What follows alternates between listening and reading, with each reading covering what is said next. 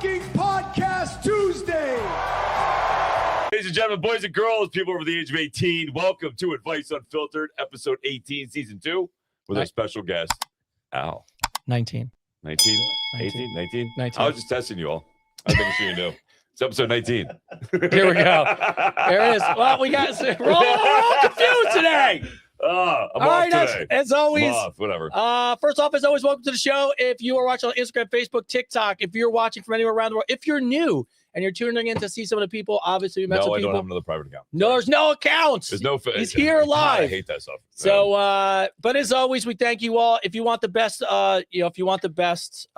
viewer experience, what you're gonna do is you're gonna go to YouTube. You can chat. You can send any questions. That's the best way to do it. But let me be honest, if you want TikTok, Instagram, if you want Facebook, wherever you're watching, we're generally happy. YouTube's where the experience is at, though. So to go to Advice Unfiltered on YouTube. Yeah. So subscribe, like, share. Subscribe, like, and share, baby. All right. So as we get started, before we get to introduce our guest, we got some housekeeping stuff to do, and then we're super excited as June is going to kick off Men's Mental Health Month, which obviously for us is a huge month. We have a lot of great guests, a lot of great things going on, a lot of great appearances and places will be. Yes. So lots of cool stuff to talk about today. It's going to be a killer month of episodes, but he's back. He's behind the scenes. He's been gone forever. We didn't think he liked us anymore, but now he's home. What's going on, man? Come on, I love you guys. Always. Ming. What's up? Miss you guys. How you doing, Miss man? I'm doing great. Love seeing you guys. Thank you for the warm welcome back. See? You guys look amazing. This place looks amazing. Cool mic. Ming's got a cool mic. Well, Ming's the man. Ming's the man. You got a cool mic, bro. It's your mic. Well, it is mine. It is your mic. mic? It is mine. Now, granted, knowing Ming, he he must could have. like you more. He could have. That's my mic when I use it but like I always envision Ming getting here and opening a case and like a gold mic comes out, like a special one he got at some Comic-Con event. I got one of those. We'll talk more about it. The most famous person in this room by far is Ming. He's got his own fucking Funko doll. Dude. For anyone who didn't know, we were filming in our studio. It took us a couple weeks, and we're looking around the room, and in our old studio, shout out to Ming, he's got all this memorabilia. So it's like the Wu-Tang Clan, Keanu Reeves, it's all these people taking pictures with him. Now we think it's him, like getting a picture with the Method Man, the fan guy, right? And we're looking around and we're doing all this. Like we're on the studio one day, and I go, "Hey, me and Chris got this crazy idea. Like we want to make action figures, and we got to get them 3D printed." And I'm doing this whole thing in my head, and Ming's all quiet, and he goes, "I mean, I got one." And I go, "What?" And he looked over and he goes, "Yeah," and he's got a Funko Pop doll. And I'm like, "Oh, it's the shit, Ming." I'm like, "Where do we order them? Where do we get them?" I'm like, "I want them now." And then Ming goes, "That's a limited edition run. That's only 1 of 500. And I was like, "Wait a sec." And like, it was like a light bulb went off in the room. And then all of a sudden, like all this math goes on behind you. Like, oh wait, they're taking pictures with you. Oh, they're with you? They're with you. They're like, oh, I know you. I'm taking a picture with you. Not the other way around. It's not happening. 4 or 5 weeks. We're like the whole time we're in a room with a celebrity. Had no idea. Yeah. So shout out Ming as always. You never good asked. to see you. You never asked. I know, Right, but you're just Dude, always. he's got magnets. You know what I mean? He's got fucking. Yeah, He's we got find fucking- we would find shit hidden in the studio. Ming magnets, little Jesus things of him like all over the place. That's fucking It's the best. dude, that It's was the cool best. shit. So, all right. So shout out Ming, and I don't see him that often, but I'm happy when I do. And he's back. Yeah, I think you were I don't even know what I'm allowed to say you're doing anymore. But how was you? I never know. I know it's a secret. I don't know if you're on set. No, I was at a photo shoot today. Yeah, I was at a photo shoot. It was amazing. It was the best part about it. Was it close to home? Oh my God, 7 minutes down the fucking road. Like I could not believe it, dude. You sit there and you think to yourself, you question your life. I guess you real deep. Let's play the music real got music. We get real deep sometimes, and we think about things, and we're like, man, if we were on the right path, are we doing the right thing? Mm-hmm. And then there's signs, like when they give you an address that says, "Hey, be there at 7:45," and it's 7 minutes from your house. It's a sign. That's a sign. I was supposed to do this job. I was like 100% supposed to do this job. The best is I picked up. So I went and got Avery. Yeah. And he gets in the car, and I'm like, the usual, like, hey, make sure you text your dad, whatever. And he goes, I go, yeah, how cool is it? Your dad's not in New York. Yeah. He goes, oh, thank God.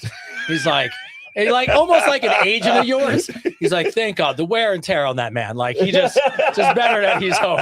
He's like 12 years old. It's 11 or 12. He's 11, right? He's 11. He's like, yeah, the wear and tear on that man. Like, just it's better he's close to home. That was cool. It was great, man. We did it in Long Branch. It was great.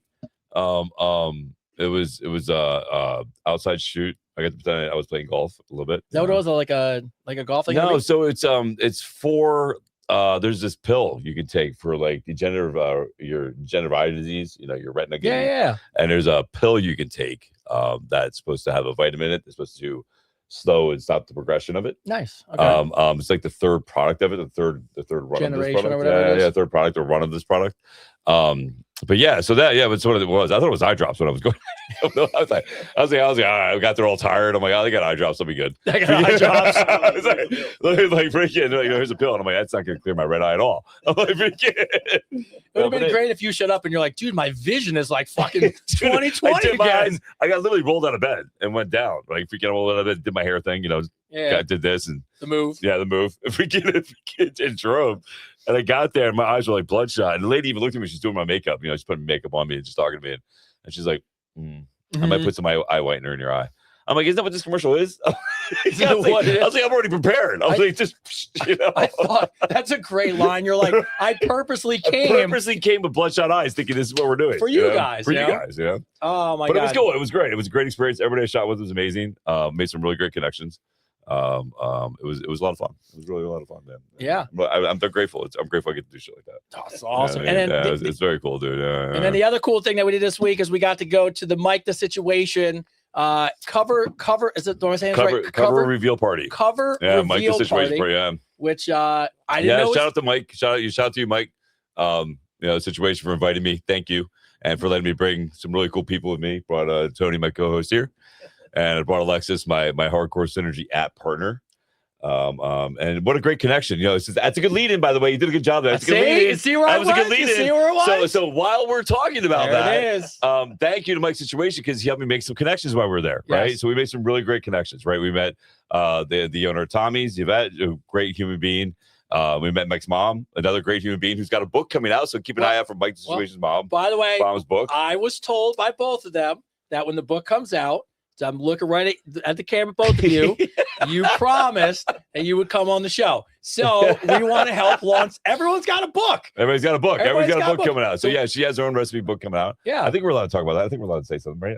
That's as far as if we're not, we're sorry. We just did. Sorry. Yeah. So we're ruining all kinds of. By the way, Mike is running for governor. We're never over here. Yeah, Mike's running for governor. Give that a shout out. Mike's running for governor.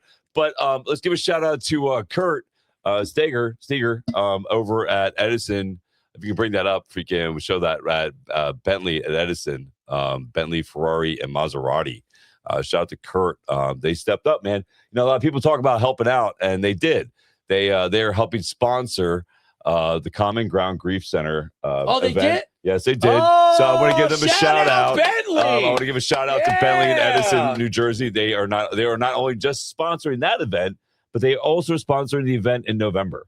So they're sponsored Voice of the Change. Change. Their Voice is also sponsoring the event in Voice of the Change. So he stepped up big time, man. A lot of people say, hey, I'll be there. I'll and they don't show up, right? Now he showed. He said, not only did he show up early, because he still has a whole other week. Yeah. But they showed up. So shout out to Kurt and his wife.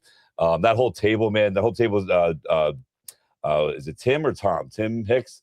Is it Tim Hicks or Tom Hicks? I want to say Tom. I want to say Tom Hicks. Tom Hicks. Yeah, he also works there. He's the one that we're gonna have a guest on. It's Tom. It's Tom. It's Tom. So Tom's gonna be here. He also works there. Yeah, he messaged me. We met that whole table there that night at Mike's thing. What a great bunch of people. Yeah, what a great event. It was a really great event. Shout out to Mike, man. You held a great event. It was a lot of fun. The guy who ran it, I believe his name is Jason. Jason, his wife Jamie did the event. Is that View Magazine? Yeah, View Magazine that did the event. What a great time. What a great event. Very honored, very privileged to and humbled that I got to meet there and I get to hang out with them, do the whole picture thing and stuff. That was fun. That was a good time, man. But shout out to Bentley and Edison. Shout out to Kurt, man. Thank you so much for sponsoring. What a great event. Common Ground. June 11th at Point Pleasant at Martell's Tiki Bar. We will be there from 5:30 to 9:30. We're hosting, baby. We're hosting. Again, this event is for children, building a community for children who have lost parents and siblings to have a safe place to deal with the grief of that loss. So it's a great cause. Yeah, it's a great cause, man. Yeah, it's a great cause, man. So it's something that when we talked to him about it, when Karen brought it to his attention, we didn't hesitate at all to be like, yeah, man, we're there. So shout out to Kurt, shout out to Edison, shout out to everybody that says they're going to be there. Yeah. Oh, yes. I totally forgot. Yes. Also, it's also a release party. Let's get a zoom on that. Can we get a zoom on that? Can we zoom in on that? There we go. There you go. There we go. So the kids there created their own song. They did their own song. And and they wrote their own lyrics for the song. So each one of these kids made their own lyric for the song that is something they felt they needed to say to express about losing a loved one. Yeah. Tears of my eyes, man. Freaking there. That between that and the tapestry they had hanging, they had a tapestry hanging in the building that says, "If I could have said one last thing to you." Oh, dude, I was fighting tears the whole time, bro. I was that's brutal. And then my kid's name was on there. Some other kids had the same name as mine. I was like, oh my god, freaking! But no, so this is their album. I don't want to give out too much about it because the release party is on June 11th. So again, it's a really great cause. So if you guys can, if you want to, I did make a post about it. You can scan the QR code of the post. And make sure it's on my direct post. The real Christopher Davis. And nobody's reaching out to you to contact anybody or ask you for money. Nobody's doing that. It's something you have to do on your own, and you have to go to their website and their page and do all that stuff yourself. Don't take any requests from anybody asking you for money directly. Do not do that. We are not doing that. We are having you reach out. This is something that you can do. But what a great cause. Yeah. And by the way, for you guys who don't know, Travis Barker did the drums for the album. Did the drum rhythm for the album. So all real musicians. Drummer for Blink-182. Yeah, all real musicians. Yeah, right. Pretty cool, right, dude? Awesome. Yeah, it's crazy. That's pretty cool, man. They went. It's nice to see that. The real musicians went. They wrote the song with them. Real musicians went and practiced at the Common Ground Grief Center, and then they took them to a professional studio, recorded them all together, and then recorded them individually, and then they got to press their own album out. Now the funny thing is, this is how you know we're old, because I go immediately. I get it, and I go, Where do I put this thing? Yeah, right. I don't have a CD player. But what happened is a lot of the people that their parents and stuff have their grandparents have CD players. So they did CDs for people, which I have because we're going to hang up here in the studio. And then they did digital download cards. So they're like, you can have the card and get the song, which is going to be awesome. So that is fucking, so shout out to Bentley. That is amazing. And by the way, fingers crossed if everything goes well at the Comic Con Grief Center. We know we're part of it already for Voices of Change. That is going to be amazing. The 1 year Jimmy Fallon was the host. It is huge. Can we say who's going to be there this year? No, I don't think we can yet. Oh, we can't. Okay. Yeah, I don't think we can yet. There's a huge celebrity that I'm very excited to meet. There's when she told me how big that organization is now. Her family started it, and it just started small, and now I think there's 790 chapters, some crazy number of chapters. The military's involved. It's unbelievable. So all that stuff's amazing. Let's see as I go down this stuff. June 18th is the Father's Day song. The new song is done.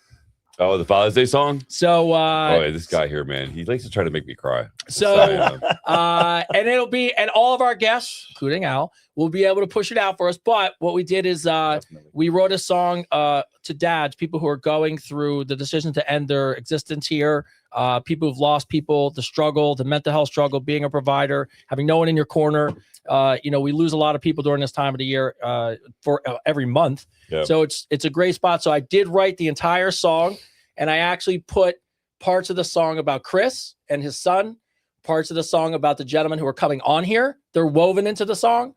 So that is already been submitted for Songwriter of the Year already. Jesus Christ. It's going to be on fire I don't know when this guy finds time to do shit, but Jesus Christ. It is it's the best one. Kitchen Sink Ghost was great. The songs are great. This one though, because we're it's us and it's our kids and nice. Yeah, it's nice. I can't play it no more. Nice. It's just because I don't have any more tears left. All the tear ducts since we're talking about you making songs, I had a chance today to actually say something I never thought I'd say. What? This guy's his last name is Robinson. The camera guy is from Britain, and I was like, he goes, yeah, my wife's name is, she has a song named after her. I was like, oh yeah, what song? He's like, Mrs. Robinson. I go, oh yeah. I said, what's funny is that I actually have a song, a real song, and he about me, and he goes, no, I think I do. And it's called Chris is Always Right. I was like, you should Google it. You can Google it. You can find your songs on every platform. I'm saying that. I'm like, I never thought in a million years I'd be saying this right now. Like, there's a song about me. It was the first. And so for you, Al, you don't know. We find all kinds of creative ways to promote the podcast. And the book I wrote years ago is literally a section of all poems to my kid. And originally I was going to write a version of Shel Silverstein. I don't remember if you guys remember when you're kids, Where the Sidewalk Ends. Yeah. It's just a book of like tons of poems. So I had like over 100 that I was going to put in this book. So the ability to like write songs in a format, I've always just like been really good at. And so one day I was like, Chris, the tagline of the show is Chris is always right. Everybody kept saying it. I literally was joking around. Everybody kept saying Chris is always right because we were right. So people write in when I give them advice and they come back and I'm right. And we won the award. And we won the award. We won the award for relationship freaking advice. Right? 2026, the top podcast in the world for dating and relationship advice. Yeah, from this fucking guy. Okay, from this fucking guy. Chris is always right. So yeah, Chris is always right. So I go to Tony jokingly. I'm like, hey man, I was like, you see that? Because it kept coming up on the screen. I'm like, freaking. It sounds like a good fucking chorus to me. It sounds like a good song. Chris is always right. I can see a chorus for that. Joking. 72 hours later, I get a fucking tag on Instagram. Full video, full fucking video, bro. And it's good. It's really good, really good. Like so that started it, and then we did one for. So what happened was, this is the way the world works. I made one, the Common Crown Grief Center. I didn't realize it was based on music. The song we dropped was a major hit. They found it, then we got looped into that, and then it just became a thing. But when we have these moments where there's an opportunity it helps promote the show, which is great. Yeah. But also it really is meaningful to the people that watch the show. So it's our way of giving back. And we've nailed all of them. They've been bangers. But this next one. Yeah. When I said I'm gonna send it to you, nobody but me's heard it so far. Here's a funny thing. I'm scared to hear it. Here's a funny thing. Dude, he made he made one called Kitchen Sink. Dude, I waited almost a month to listen to it because I knew it was gonna make me cry like a baby, and it did. It was so good. It was the song. I wrote a song because we have a lot of people that deal with loss. Okay. And a lot of the people in our coaching groups have just lost spouses or partners and siblings. So it's like the people we work with is like really fresh for them. So I really was sitting here one day and I was like, I'm gonna write a song about grief. And then I was like, I'll write it from the perspective of the person who passed away, who's still there, that's hanging around, watching you like try to hold your shit together. And then what we did was we opened it up so the community sent in pictures of all the people they lost. Oh. And then we cut the video to all the people they lost. So it's tough to look. It was genius, really. But the new one now. That's so good. Banger though. So all right, so let's get into the two things. Let's keep moving. Let's get into the two things so we can get to Al because Al's chilling, waiting to get on camera. By the way, I have questions for you. Questions for us. Okay. I put it out to the audience and send emails out. So we have at the end I have a couple of cool like roundtable stuff. So after we get into your story and all that good stuff, so there's some really cool questions for us today. Shout out comes in from Mark and Jennifer. We have our shout out from a couple, Charleston, South Carolina. Hey, Chris and Tony, we wanted to send a quick message because this Men's Mental Health Month really hit home for both of us. We're currently going through a divorce after 18 years of marriage. Thankfully, we're still on good terms, and we're doing the best to put our two kids first. It hasn't been easy, and there's definitely days where emotions get the best of us. But listening to the episode the other day gave us a different perspective. What stood out the most was the conversation about men carrying things in silence. Even though we're ending our marriage, it made me realize that there were pressures and struggles my husband was carrying that I didn't fully understand. And for him, it opened up a conversation about how much stress and responsibility I was carrying as well. Once we agreed that throughout the process, our kids and watching our kids handle us, we can't control the fact we're divorcing, but what we can control is how we treat each other moving forward. Hearing both of you talk about loneliness, mental health, purpose, and showing up for your families reminded us that when the relationship ends, parenting doesn't. We both walked away from the episode a little bit more empathetic for each other and renewed a commitment to be the best co-parents we can be. Thank you for creating conversations that help people see things. We appreciate everything you guys do, Mark and Jennifer. Love that. Thank you, Mark and Jennifer. Appreciate that. Look at us. You know what I mean? Chris is always right. We don't always break everybody up. Sometimes we help broken families stay together. Stay connected. No, I mean that was a really good point, right? That was a good episode. And we've both been through it, right? And there's no reason at the end of the day for two people, grown adults, to break down each other in front of their child at all. No. That's the bottom line. All right. And the last thing before we get to Al is our new segment. And we're doing this. So if you guys are an Vice Unfiltered ambassador and you're part of the group, one of the cool things is we promote things for you because you're part of the group. So we have a professional astrologer who went to school and graduated and studies the stars. So last week we asked you, if you believe in astrology, can you submit a question? We have a new episode we like to call Ask Lena, Ask the Stars. Promo video, please.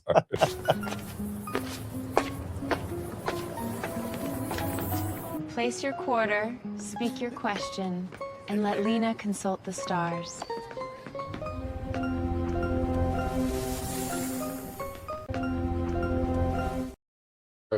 All right, How do you so find fucking time, bro? I really remit. That's the actual kid walking down the boardwalk in the movie Big. I wouldn't say that. We're probably get sued for copyright. But that's not him. That's not him at all. So AI version. So anyways, Daniel from Seattle, Washington writes in, I've heard talk about, this is so interesting to me. I heard people talk about Saturn. Saturn returns changing their lives. Mine seem to be completely blow up my career, friendships, relationships all at once. Was it bad luck? Or do astrology events that generally force people to rebuild their lives? Okay, here is your professional astrology answer from us. We are not the newspaper. We went one deeper. We got a real pro. Got a real astrologer. We got a real astrologer for you guys. That's so funny. Saturn transits are known as hard transits because they force you to change what isn't working in your life. It rarely feels comfortable, and sometimes change can be brutal, like you have experienced. But the Saturn return happens at ages 30, 60, and 90. Wow, I hope we make it to 90. But any significant Saturn transit bridges a deep version of what you've built. When Saturn moves through a sensitive point in your birth chart, tears down whatever isn't working. Those foundations are unstable in the path that doesn't serve you in the long run. What breaks down hard, Saturn transit was not meant to last. The difficult part is that you may not see this till years later. It's not a coincidence that Saturn is the planet astrologers consider to be the key that unlocks the purpose to your life. So on a deeper level, Saturn is known as the Lord of Karma, not karma positions, just that's Kama Sutra. Lord of Karma. My mistake. I read the wrong star chart. What it means is it operates on cause and effect. He's like, well, you should walk with a wheelbarrow. Whoa. Don't walk with a wheelbarrow. What you sow is what you reap. It prepares you to respond for all your actions, thoughts, and feelings, since they will manifest in the world somehow. If you take these lessons seriously, you're less likely to experience rewards for the hard work you put in the long run. The reward is earned, but never handed out freely. So I hope that helps you in your astrology here at Ask the Stars. Feels so enlightened. Ask the Stars. All right. So with that being said, it's time to get to our actual guest today. A lot of you guys have been following the journey. As me and Chris have been talking about this now for weeks and weeks and weeks. Mm-hmm. We are going to be joining the I got really excited about this. Wait, okay. Al. Yeah. What's the official name? Don't fuck it up. Now the official name is the New Jersey Fit Body. It is now. Can I still put Dad in there somewhere? Yes, no, it's still Dad Bod of the Beach. Okay, good. We're still doing Dad Bod of the Beach. Okay, good. Sure, yeah, fuck you, Billy Blanks. So I'm just kidding, Billy. Still Billy Blanks on TikTok. By the way, I know a lot of people that did Tybo for years and years and years. Was great. It was big during COVID. Yeah, well, I called my brother one time and I was like, "What are you doing?" He's like, "I just got hard work." And I'm like, "Would you go run, go to the gym?" He's like, "Bro, I got Tybo in the house," and it was serious. But he did it, so I mean, whatever. Hey, I can't knock people, I'm right? turn you guys show Al right now. Whatever motivates you, you're stuck in a box all day long, you know. Whatever you want to do, it's always. I laugh because people ask us this question. I'm sure you get it all the time. It's people are always like, what's the cardio that burns the most calories? And they're trying to like figure out which equipment or what they should do. And the real answer is whatever the one you're gonna do. Whatever you're gonna do. Whatever you're gonna be passionate about getting on. Yeah, that's it. If you hate it, that shit gonna last like 2 weeks. That's it. So I don't. Whatever you want to do that you actually gonna do every day, that's the one you should do. So if it's Tybo, hey, great. But what's going to be great, we're going to talk to him about his background, how he got here, what made him put everything together. It's going to be a huge event. Thank you for it's so excited to be a part of it. And then what made me the most excited about it was the dad bod part, because then I felt like, all right, I could swing this one.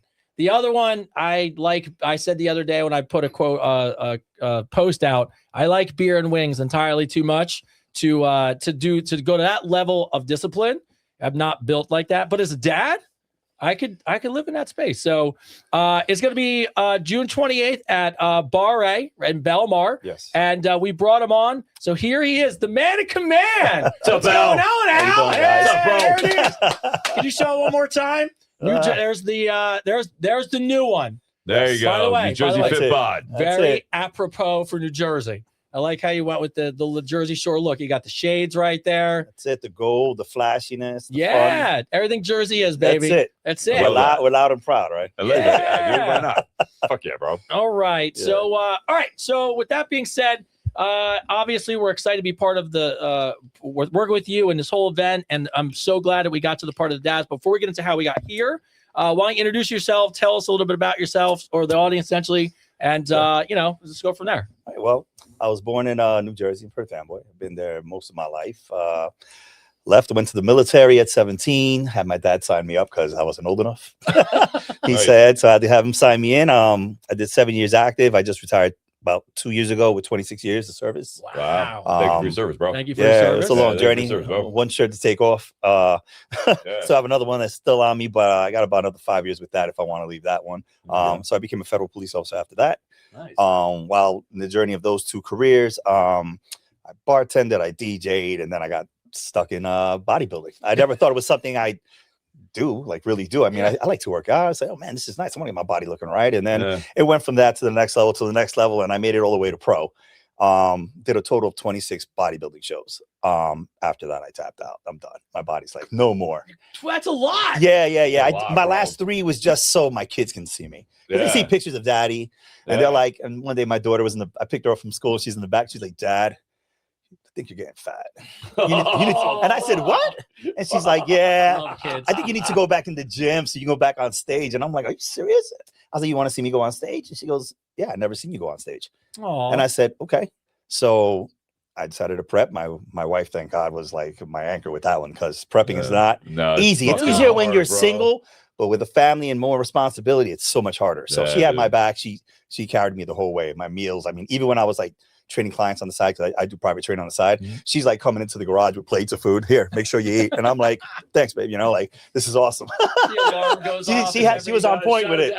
Yeah, no, she was on point with it. And it took me on that journey. I did my show with the New York Pro, which I knew I had no shot at, but it was the only show that was here in Jersey. And I wanted my kids to see me. So I hit the stage and I hear, Daddy. I froze. I forgot where I was at. Like, I went blank, and I had like a flashback, because 7 years ago I was on stage and by myself. I didn't have kids. And I see these 2 little guys up there, and I felt stuck. Like, I forgot what I was doing. And I finished my posing and I got off the stage, and it was like all so surreal. I was like, holy cow, what a time travel right there. Like, it took me for a ride. And it numbed me up. And so I did that show, and then I did 2 more shows. And after that, I said, c'est la vie. It's been a great run. It was a great experience. I enjoyed it. It was wonderful.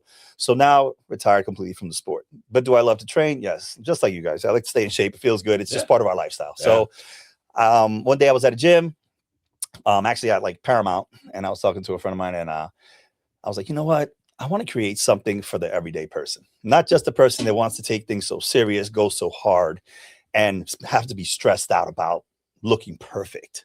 I want something that everybody could just go to and enjoy, because they keep in a nice shape, just and have a good time doing it, not being spray tanned and shorts and critique to be perfect for a couple seconds. Being 9 weeks out, dude, if we can hit it right. The people just don't understand how hard it is, bro. It's brutal. It's mentally and physically brutal, and you get so tunnel visioned, and it's like a very selfish sport because it takes you away from life. Everything. Everything. You have to dial it in. You have to dial in, and you tune everybody out. I mean, I was in there. It was dark. It was just, I saw light at the end, but it was just me running toward it, and everybody else was like, excuse me, no, I want to hear it. I think that's one thing that people don't talk about enough when it comes to actual professional bodybuilding and that life is because I've seen it, man. In all the years of me training, freaking, you see these guys and they have to go lock themselves in a room because they want to kill somebody because they're fucking so they're so hungry. They're so tired, they're so drained. And it's like no matter how tired you are, you wake up the next day and you're pushing through the tired and you're pushing through everything. eating the same meals you want to fucking eat anymore. You're trying different sauces. Right? You're saying a prayer. You're like maybe if I cook it all the way crispy, it'll taste better than it did. And it's like, God, this is worse.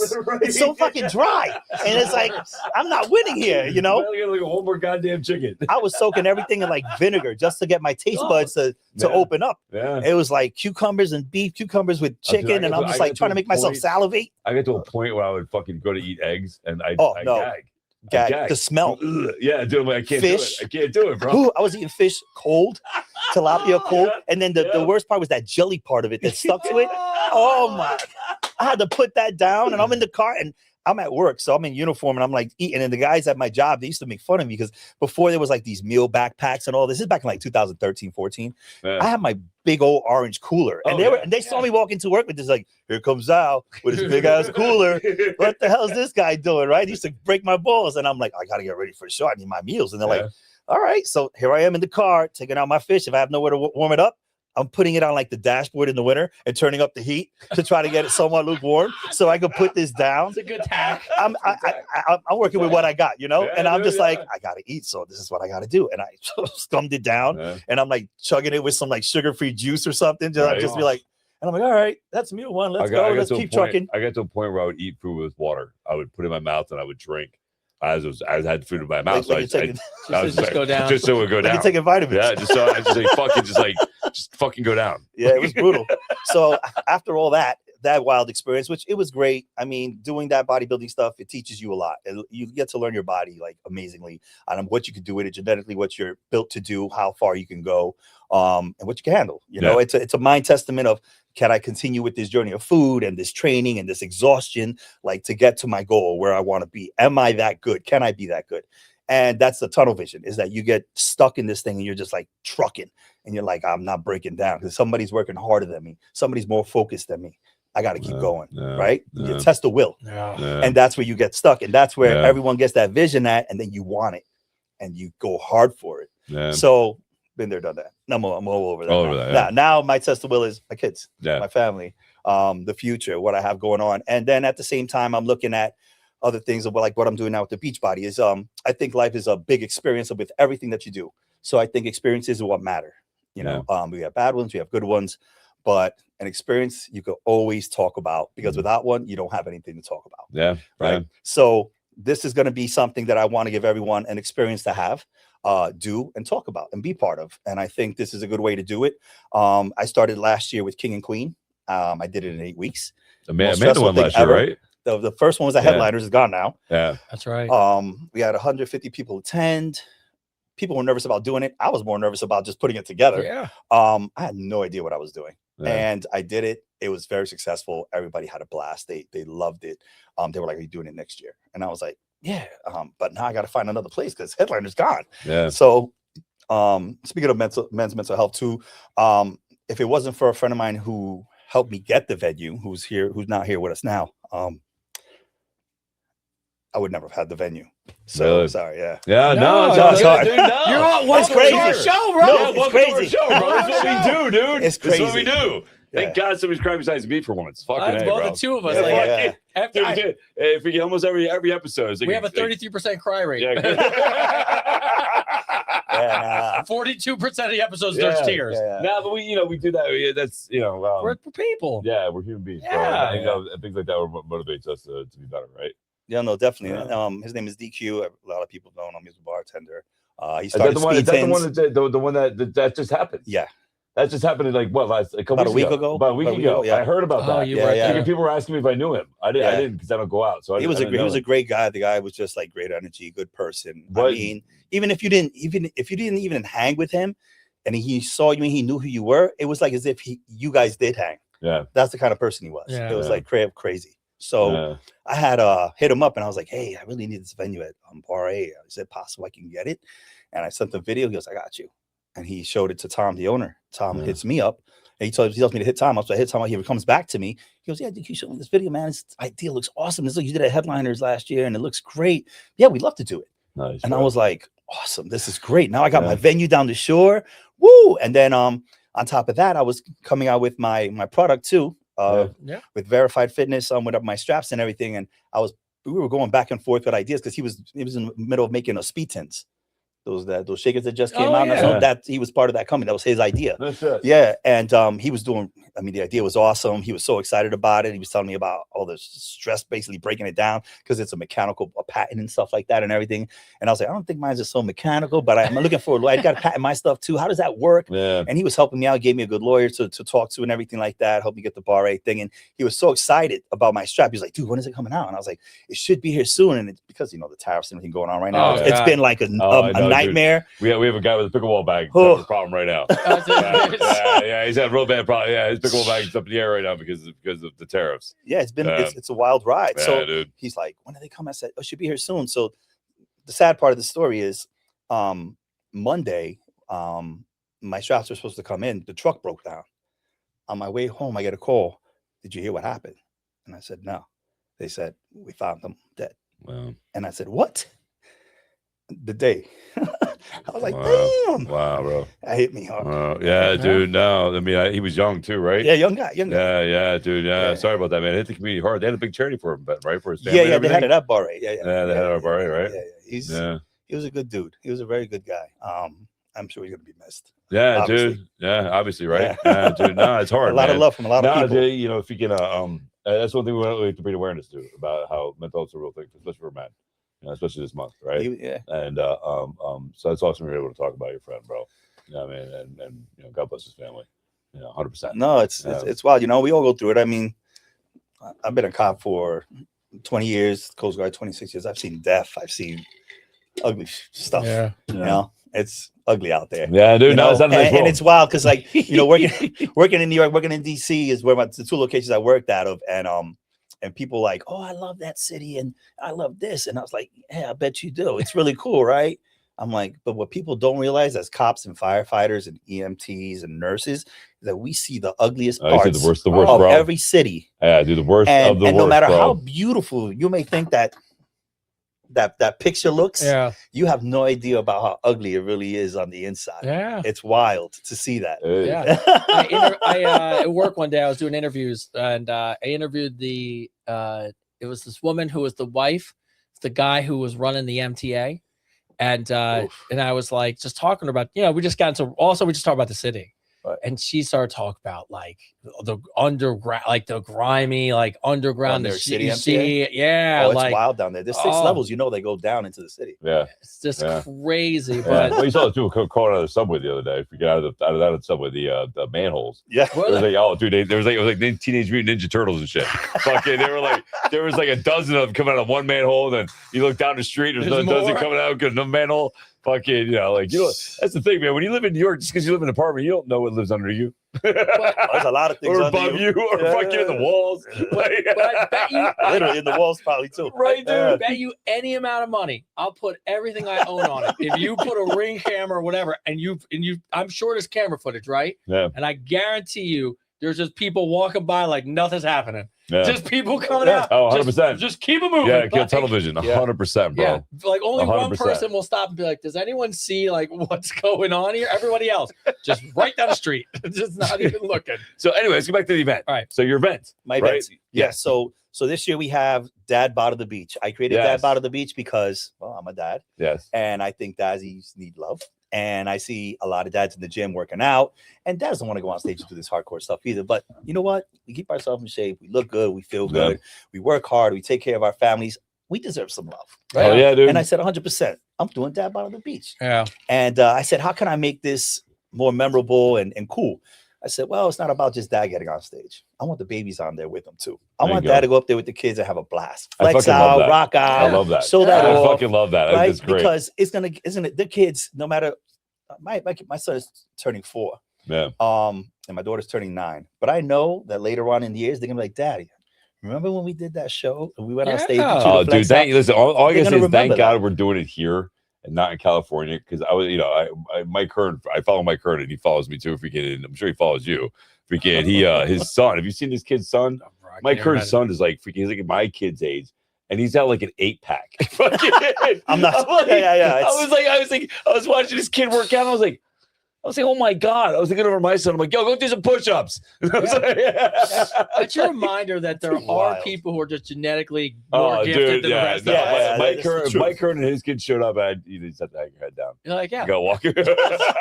They're in phenomenal shape, man. But, you know, I think it's great you're doing that. I think it's great.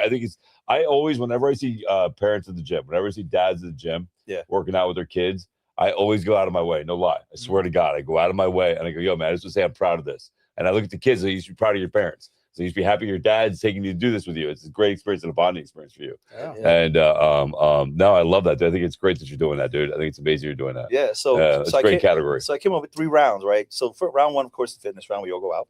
Second round, well, I mean, after becoming a dad, everybody's always like, your jokes are so corny. You have the corniest jokes. And I'm like, no. Jokes. And I'm like, I think dad jokes are freaking hilarious. I love my dad jokes. Like, and I laugh at the dad jokes too, because the punchlines are just, you know, the they're best. Great. So I said, you know what? 2 minutes of the best dad jokes. Let's laugh. I want to laugh. I love dads need to have a sense of humor. So let's crack up. Yo, my set's done already. I'm sure it is. It's always been focused on. It's always been focused on. He's like, I'm gonna make sure I kill it with the jokes. I was like, all right, because look, like we talk about this all the time, because a lot of like the podcast early on, both our kids were here, and like everything we do, but we don't even think about it from our standpoint. I always think about it, and so to see is like I can imagine my son being a dad and telling his kid when like, oh yeah, I was on a podcast with my dad, or like so when so the funny thing was, and this is how much like, so I got excited about it, because I was like, all right, so I don't have to be in bodybuilding shape, but good shape. I'm like, okay, that's fine. But to your point, I was like, the stage thing, I don't like, you know, right. But don't get me wrong, like, it's fine. Like, but you're like, oh, your kid comes immediately. I'm like, all right, I'm in. And then I saw it was jokes and then an obstacle course. And I go, all right, this is what I'm talking. I got so, as a dad, I got so excited. So here's how exciting it was. And that just to give you context, my son's high school graduation party is on June 28th. I booked the DJ and everything. Thank God DJ Unique is my friend. Shout out John. Love him to death. And John is so good to me. John is DJ'd. John's one of like the biggest DJs here for sure, and in New York. And but he DJ'd my first wedding and my second. So I remember John. Oh my God. I hired him. You DJ'd your first and second marriage? It was the best. So I remember. I don't know how you pulled that off. Look, so here's the best. Here's the best. So how'd you pull that off? Regina, who's my wife, we were out and we run into DJ Nick's what we call it, but we ran into a club. He was there, a bar. He was there and he was killing it. And my wife's like, this is the guy we should hire for the wedding. And I go, you know what's really funny? She goes, I go, he's the DJ from my first wedding. So for a minute, there was this like awkwardness. But John's such a good dude. Yes. So John comes over and he starts laughing. He goes, you guys will be the first people I ever do their second wedding. So anyways, he is a family. He's a family friend of ours now. Like he lives right in Red Bank. But like any event I've had where it would probably be ridiculously too expensive to hire him or have him, whatever his schedule is, he's like, oh yeah, I'm there. Not a person or a person that works for him. Right. Like he comes. And so I booked him. We scheduled the whole thing out June 28th. And all of a sudden I go, I get off with you. I'm so excited. And then I'm like, my wife's like, isn't that Tyler's graduation day? And I'm like, oh fuck. I was like, well, and now I'm like, we can't go. And I'm trying to figure the whole thing out. So I said, Ty, I gotta ask you a question. I said, there's this New Jersey beach bod thing. It's for dads. We get to go on stage together and then we get to pose together and show off. He's like, I'm in. And I go, wait a sec, buddy. Wait. It's the day of your graduation. He's like, can we move it? So he was like, I'm like, are you sure? He's like, oh, I don't care. He's like, he's so excited to just go on stage and be out there. And his friends are coming. Like it's a whole, and you saw this prom picture, like all his boys are like, I'm Papa Rod to all those kids. And so they're all coming. That's so awesome. Immediately, so I canceled the whole thing. Called John. I was like, bro, I'm so sorry. I know it's the summer and your calendar's probably booked crazy, forever. Yeah. I was like, but can we swing a different day? Shout out John who moved it. But we moved everything. And it was only because as a dad, he was so excited that awesome. He was. So I know for years, whatever happens, I say this joking around, but I'm saying seriously, even though it sounds like I'm joking, I already won. Like he's coming. You're right. It does it everything out. My wife's coming. My mom's coming. Ambassador. So like so we'll walk away to your point with a memory of something. That's what I'm saying. It's all about the experience. Yeah. The beautiful experiences you never forget. And that's what the show to me last year was about. Everybody had a beautiful experience and they look forward to it again. And if you give everybody that at every show, they're going to come back again because everybody, when you feel good about doing something, you want more of it. You want to do it again, right? No matter what it is. 100%. So like, that's the whole part of what I want. You know, I want to be like next year. Dude, we're going to New Jersey Fit Body competition thing. That thing was a blast. Yeah. Even if you're in it or not in it, it was a great time. I want to go back. It was like the best start of the summer thing to do. And I want to do that every summer. I want that to be like the jump off for the summer down the shore. But I'm going to create more genres, of course. Next year is going to be bigger than this year. There you go. Once we get through this year, I mean, I might as well break the news. Why not? You know? Oh, here we go. We're looking new First time report here live. That's right. On Advice Unfiltered. Next year, I'm going to give mom some love, and we're going to have mom out of the beach next year. Yeah, with dad. There you go. Love I'm going to show some mommy some love next year. Love that. All those hardworking moms, single moms out there. There you go. There's a lot of moms working out hard. You see them all the time. So we're going to give mom some love to go out there with their kids too, and hit the stage as well. Maybe we'll have a mom and dad go out at the same time. You know what I mean? And have mom and dad bottom the beach together. You would have to do a parent event because there's some parents that aren't mom and dad. You'd have to do a parent event. Yeah, you know what I mean, just have we'll get the logistics right. It's fine. The idea's out there. Yes, I love that. I love that. Yeah, I love that idea. All of it. That's a great idea, bro. I think it's a great way to bring friends, family, and fitness together. I mean, have a whole family up there posing together. Right. And it's a beautiful thing, and it's not just one-sided. It's like everybody's included, and that's what I like about it. It's a family fitness fun event that anybody could do. With the, just come and have fun. What I love about what you're doing is you're taking away from the aesthetics, right? It's not so much about how you look, but it's how you feel. Right. It's about the experience of feeling good about your accomplishments of how far you've come and what you're doing. Right. Which is amazing, which is what health is all about. Exactly. I think that's something we really emphasize here at the show a lot is that, because a lot of people think that we got beat up this week. Oh, I know. It's a great lead-in, right? It's a great lead-in. I was waiting for the opening. It was a great lead-in. You know what I mean? It was a great lead-in to a conversation we had last week. Yes. Where the woman wrote in. The guy wrote in. And this is now it's important for all you people watching to listen to the context of the question. Yeah, listen to the context of the question. What he said was they came into him and his wife came into a relationship together, and they both are relatively fit people. And at some point, for no medical reason, anything, she just got really lazy and decided, I don't want to be in shape. I want to get fat. So it wasn't like she had cancer or like any sickness. She just nothing to do with menopause, nothing to do with age, nothing to do with having one limb. She checked, none of that stuff. She got lazy and just checked out. Yeah, she just checked out. And his question was, is it fair in this scenario for me to feel like maybe this relationship is essentially working because what I came into this relationship for isn't being held on the other side? Right. And so we talked about it, and our take on it. Well, I'll say my take on it. Yours was similar, was that, when you go into a relationship and that is, and you're keeping your end of the bargain, the person doesn't even have to be fitness. Could be they just don't feel like working or they don't want to do whatever anymore. Right. I think absolutely 100% you have the right to say, hey, you know what? Maybe your ideas of what a healthy relationship has changed, but so have mine. And this isn't for me. Okay. Right. You got one life to live. And if somebody wants to go in a different direction, I think you have the right to break up. That was my take on it. I think you were kind of similar. Yeah. Right? The only thing I said differently was and it was the same point was that it's not about aesthetics. It's not about, the way they look. It was about, the fact they're giving up on themselves, and it's about their health. Like if I'm married to you, I want to be married to you forever. Like I want to live as long as we possibly can. Yeah.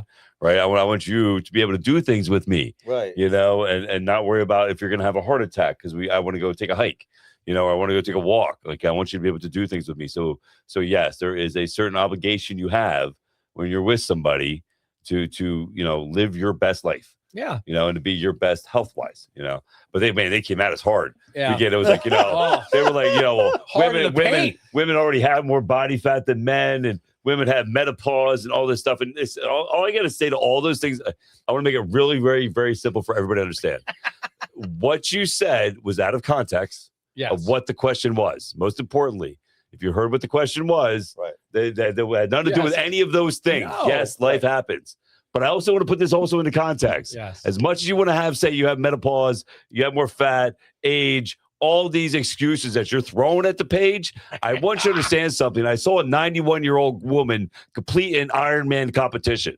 You know what I mean? I saw a 78-year-old man deadlift 400 pounds. Like, so don't tell me that this excuse and this excuse and this excuse is the reason. The reason is because you don't want to do it. That's the bottom line. The bottom line is because here's the God's honest truth about the human body. I don't think there's one person who disagree with me on this. I know I get so heated. I get so heated. There's not the one thing about. I know, like it went from being like, "Hey guys, just want a clarification." He's like, "All right, hold on, zoom in. Let's get in here. Let's get the fucking excuse out of the way. Get the fucking excuse out of the way, and let's be real. It's not a priority for you. Yeah, bottom line. Because here's the thing about the human body. 100% about the human body, and nobody can argue about this. Is that when you put your mind to something, your body will adapt and change to what you create your habits in being and what your diet is. And there is nothing that you can say to me that is going to make me change my mind about that. Your habits, your eating habits, what you choose to do in your life decides your health quality. That's it. Yes, things happen. But I've seen a blind guy climb Mount Everest. I've seen a girl with no arms swim in the Olympics. I've seen I've seen people come over challenges every day that had every ounce of excuse in their mind to not do an accomplishment, and they fucking do it. So don't tell me that you have all these excuses. Yeah, you can keep those excuses. Keep them. The bottom line is your priorities are fucked up. You need to go to the gym. You need to eat right. Your health should be number one. And that because here's the thing: that you have no quality of life without quality of health. Bottom line. And so we got this beach. I just got canceled, by the way. Look, there's no look. Everything just went blank. Okay. Do we lose everybody? No. So look, this is what I would say. Think about off the morning rant. Sorry, I got a rant there. It's true. I was holding it all day, bro. I saw the comments all day, and I was like, I'm going to say it because it's going to segue into what for you. It goes back to the whole point of what you're doing, why I appreciate it. The fact that my family, because Tyler gets excited. I'm an example for what you don't realize is how much you're an example for him, right? Oh yeah, dude. Fuck yeah, bro. And Tyler's in shape. Tyler's in great shape, dude. You guys are the epitome of Tyler is he's a national champion scooter. So he backflips and X Games and all. So he cardios 6-8 hours a day. But my thing is what makes my life, my wife, my relationship, my marriage, being a dad enjoyable is that I'm setting a standard for them. I'm telling them by my work ethic and my discipline that I'm going to be around for a long time. You guys can count on me. When shit hits the fan, I'm going to be strong enough to be there. Right. And to me, that's has nothing to do with the aesthetics. And the second part of it is the things that I enjoy the most that I think a lot of people take off their plate, and they won't admit it, but it's true if they were really honest with themselves. It's that I love going for a walk with my wife. I like when the three of us go do something active like Top Golf, or when we can get out of the house, we can do those things. So there is a component of it where I look at it and I say, I really appreciate the fact that it's really centered around the fact of just being a good example as a dad and all the other components to it, not just hey, how shredded are you for ... right? Because the one thing I said to you when you came in was, as a dad, and I said this in the post, I appreciate at this age that I look the way I do, but I don't. I make good decisions most of the time, but that's part of being a dad. Right. I want to go to the bar with my wife and have wings and a beer for football. Yeah. I want to go do X, Y, Z, and so I don't want to give those up. So I like living in that space of being essentially a dad. That's a safe space to be. It's not a bad place to be. I love it. Listen, the body still likes a little dirty food here and there, It's okay. You need those refeeds and those resets and a little bit of that grease and that heaviness. It's all right. It keeps right, and it keeps your body functioning right. Yeah. Because too clean for too long sometimes isn't always good. Because once you try to go enjoy yourself with something a little dirty, you get a bad reaction. How many people got what is that? The infection, they call it the tickitis. What is it called? Diverticulitis. Right. I know so many bodybuilders that get that because they go on such a strict diet for too long, and they when reduce food to their body reacts to it, the bacteria reacts to it, and they get an infection. And and then it shuts them down. I've seen it. Shuts them down, bro. I've seen it. Yeah, dude, for weeks. For weeks. Yeah, bro. like they can't move. They're shivering. They're stuck. Yeah, my brother had it. It's bad. No, it's bad for you. My dad had it. Yeah. I came home one morning from work and I had to help him down the steps into the car and shoot him over to the ER because he was in shock. Like he felt free, he was freezing, he was shaking, he couldn't move. Well, your body going to sepsis. Yeah. You know, so it gets an infection. Yeah. And my brother was eating so clean because like someone in his family wind up having a really horrible gluten allergy, and then the whole family together collectively changed their diet together, which was great. It made it easier for everybody, right? So my brother just was like, okay, this is great for me. I'm going to eat ridiculously clean. It's a good, and at that time he was a little bit overweight, and now he's like in phenomenal shape. But it was because he was eating clean for so long, but so clean that when he went back and had strawberries, that the seeds in the strawberries got stuck all in his colon and he couldn't break them down. And he's a huge like during his workday, he eats, he loves fruit, but whatever it was, I guess whoever was fed couldn't even have fruit. So months later, he introduced it back in. He was in the ER. Like they're all stuck all in his colon and inflamed everything. And it was awful. I mean, I've seen people with this no carb diet for so long too, and then they have some carbs and they bloat. Oh, I mean, a lot of females in bodybuilding, when they go hard with the no carbs to get down to that weight and that look that they want, and then they eat one burger or something, they're like, bloop, bloop, and then like, oh my god, my body's freaking out. I look like yeah, shit. wonder why. And you're like, yeah, because you went too long. Yeah, you started yourself too much. Your body likes the carbs. It's not. It doesn't hate carbs. No, it doesn't hate carbs. No. That's I think it's one of the biggest fallacies, right? We can all agree with. So like I say this all the time when people talk about diets. I was like, here's the thing. Back in the day when I was a kid, it was fats were bad for you. Right. Freaking milk was good for it. Also became bad for you in the 2000s. Red meat became bad for you. Fucking in the late 90s, eggs became bad. And here's the God's honest truth.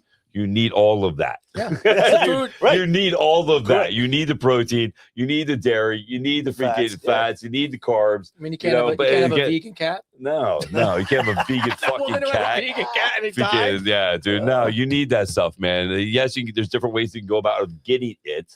Right? There's different foods. That's what's great about humanity and great about the world is there's different. You don't have to eat just an apple off one tree. You can eat other fruits, but I think that's the thing that people make it too difficult, make it too hard to understand that you need these foods. I think the fear is what stops a lot of people from doing the right thing too. Well, there's so much fucking false information out there, right? Bro. That's why it's like it scares them. I'm like, I don't know if I can eat that. Oh, dude, I always bring up the keto thing, right? Keto diet was created for fucking obese people, for people really overweight, hundreds of pounds overweight. Yeah. And next thing you know, you see keto chips. And you see keto freaking water and keto I'm like, what the fuck is that? Everybody's going with the keto diet. I'm like, because you bought a keto burrito? Like what are you keto burrito? What are we gonna make that shit? Somebody's gonna make that, right? A keto burrito, right, dude? Keto burrito, it's out there. Matt, that's it. You're gonna fucking, you know what I mean? But like people, you know what I mean? But it's you can't reinvent the wheel. No, it's the food pyramid and it's working out and exercise. That's it. Yeah, it's not that fucking hard. Very simple. Very simple, man. That's the problem. I think, when we talk about it all the time, because we get all these, we get all kinds of random questions, on the show. And I'm sure you've, you've seen the breadth of what we talk about. But it's really funny because I think, to your guys' point, the biggest challenge is you can go on social media and you can find anything about anything, whether it's true or not. And I ran to a guy the other day and I'm like, and he had a whole little bag of food. And he was carrying stuff. So I thought immediately you go to competition, weight cut, you're carrying your own food with you. Yeah. The guy goes, nah, man, I'm on this natural, call it a natural earth paleo diet. And I was like, I didn't realize there was versions of the paleo diet. I said, well, what natural earth? I was like, well, how did you get on? And then it had to be somewhere everything had to be cooked on. Everything had to be cooked on rock or some shit and a whole bunch of stuff. So I let him go. Look, and by the way, I'm a firm believer in this, to each their own. I don't care what you do, right? If that's what you want to do. So I couldn't help it though. I just couldn't help myself. He was he started giving me well, we don't, he's like, I don't eat bread. And because back in the day, he goes, they didn't have bread, so that's not what the cave people ate. So I don't have bread. And I go, that's amazing. I go, it's crazy. So how some part of it all went together, right? And I go, it's crazy. I go, what was really crazy back then? What? I go, just because they didn't know how to make bread. And I go, now they do, and it's fucking delicious. And he's like, and I just couldn't help myself. I kept doing it to him. But somebody just asked, is almond milk better than dairy milk? Well, do almonds really make milk? No. That's always my thing. Do almonds make milk? I've never seen milk come out of a nut. I don't think I've ever seen anybody milk an almond. I'm just saying. I mean, butter maybe, but it's not milk. A little bit milk a cat. The almond. No, milk's always better for you. But that's all those things, right? When it was the Impossible Burgers, people were like, "Oh, it's great," and then all of a sudden you watch the oils and fat, all the the chemicals that make that thing, and people are like, I'm making a better choice. Like, no, you're not. No, you're not at all. No, you're not. A chemical burger. No. So let's talk about your straps.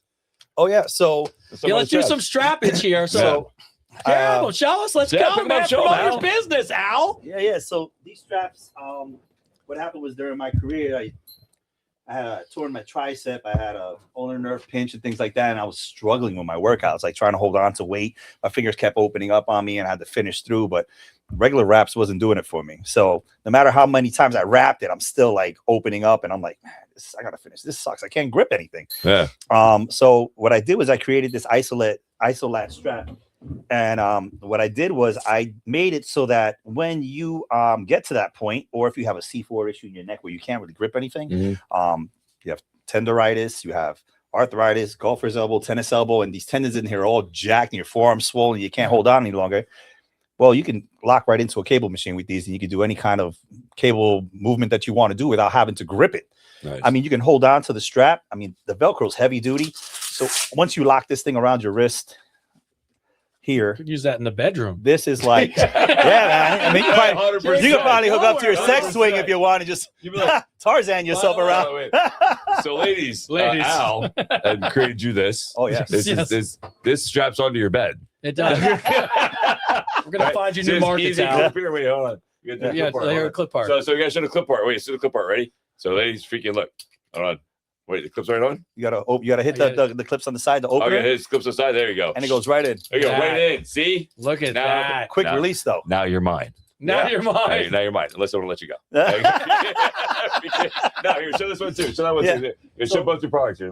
Basically, this product is the anklet. You know, most women, me as a personal trainer, you know, you know that the rings come double on the anklet, sometimes like this, sometimes they come one, and you're down there and you're trying to hook up to this. You see the girls doing this, and you see them going down there, and it's taking the air out of you, and you're like, they cut their finger, they mess up their brand new nails, right? They like, damn it, I just got my nails done, right? So I said, let me take care of the girls because I know that they love these kickback straps and anklets, and they do all kinds of things with this. So I made this like a champagne version of it, where you just open up. If this is the cable machine here or whatever you're going to connect to, you're beautiful. In. That's it. You're locked in. You're not coming off. This thing will hold probably like 500 pounds worth of pressure. Then you want a quick release? Well, means I'm putting a harness on the roof. I'm just saying. You can swing with it. It's the Velcro holder. I'm hooking on the swing, ladies. So to release it, you just hit the two buttons on the side and you're gone. You don't have to fidget with it anymore. You don't have to worry. Try to get that angle to get that hook off. That's cool. You don't even have to use a safe word. It's fucking great. Whatever it is. No, it's very cool, man. You know, verified fitness. Yeah, if we can zoom in on that, there you go. Multiple uses. Worth every penny. You put those in your bag. You alone, you have to do your whole workout with them. You know that's very cool, man. You know, that's very cool. Yeah. Thank you. So wait, I got to bring up something. Hold on. Okay. Wait. So you were a men's health and fitness, right? Oh shit! We've been waiting weeks for this. Do you know this? Do you know this? You have a history. Oh, you know? Yeah, because you were in the competition, right? Yeah. So was I. And I was fucking winning until fucking the last voting area, and then you blew me out of the fucking water. Holy! Like, I swear we've been talking about this for weeks. Oh my god! I sat there. I knew you no could do way. it. Yeah, dude, it was so funny. So like, when I first met you, it was that one in Red Bank, that bar. Freaking Red Rock. It's closed now. Yes. Starts with a C.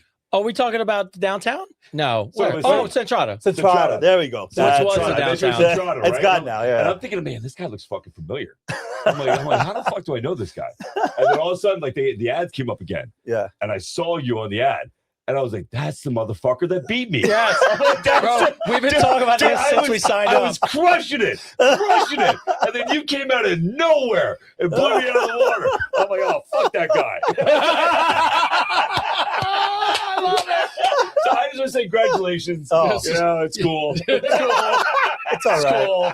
It's all right. It's so it was a wild journey with that whole thing. Yeah, it was crazy, man. It was like there was that one guy that had no business even being in placement of anywhere. And fucking, I'm like, how you pay for this shit, bro? Like, you must have been buying votes left and right. Yeah. And fucking, I was like, I didn't have any money. I was broke at the time, so I was constantly on Facebook going, somebody vote for me. Yeah, let's tell you something. That whole competition. I mean, I have to give it to my wife. My wife was all over that. Yeah, she had people at work voting for me, like people didn't even know me like personally. She's like, you're voting for him. You're voting for him. Hey, did you guys vote today? It's double vote. Yeah. She was like, she was on it. She was on it. Like she was on it. And she's like, I got anxiety. I'm not even the one in this competition. And I was like, relax. And she's like, you're so calm. I'm like, it's okay. I'm not. Bro. Yeah. It was a wild journey. So funny, man. I kept thinking, I'm like, I know that guy looks familiar. I was like, how the fuck do I know that guy? And it freaking, and then it came up in the ad, and I'm like, oh, that's the one. It's the one that beat me. You know what? So you know what the wild thing is? That I did it because my whole thought. I don't know if they just changed the verbiage on me or something later on, but I could have sworn it's for the cover of the magazine. Yeah, that's what it said. Dude, it was supposed to be for the cover of the magazine and $20,000. Right. That's exactly what it was supposed to be. I got one of the two.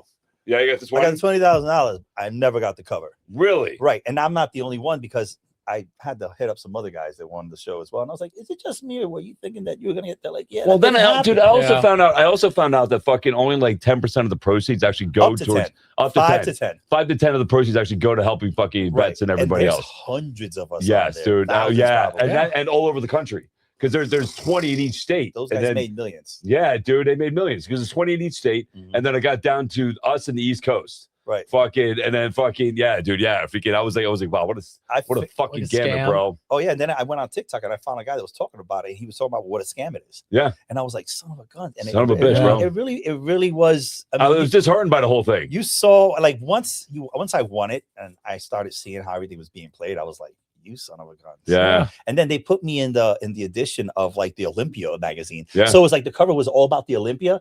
And then the photos that they took of me and this, I haven't even given anyone a magazine. I'm like, really? Yeah, I'm really like I was really upset about it. Yeah. No, the absolutely. photos that they took of me in there, horrible. Really? I've got better photos of my iPhone and other photo shoots that I did. Matter of fact, the photos that I used to win the competition will blow these pictures out. Yeah. And I'm like, this is your photo. Now, they give you any residuals from adding you into the ad? No. See, that's fucked up. That's fucked up, bro. It's very cold. Yeah, it's cold shit.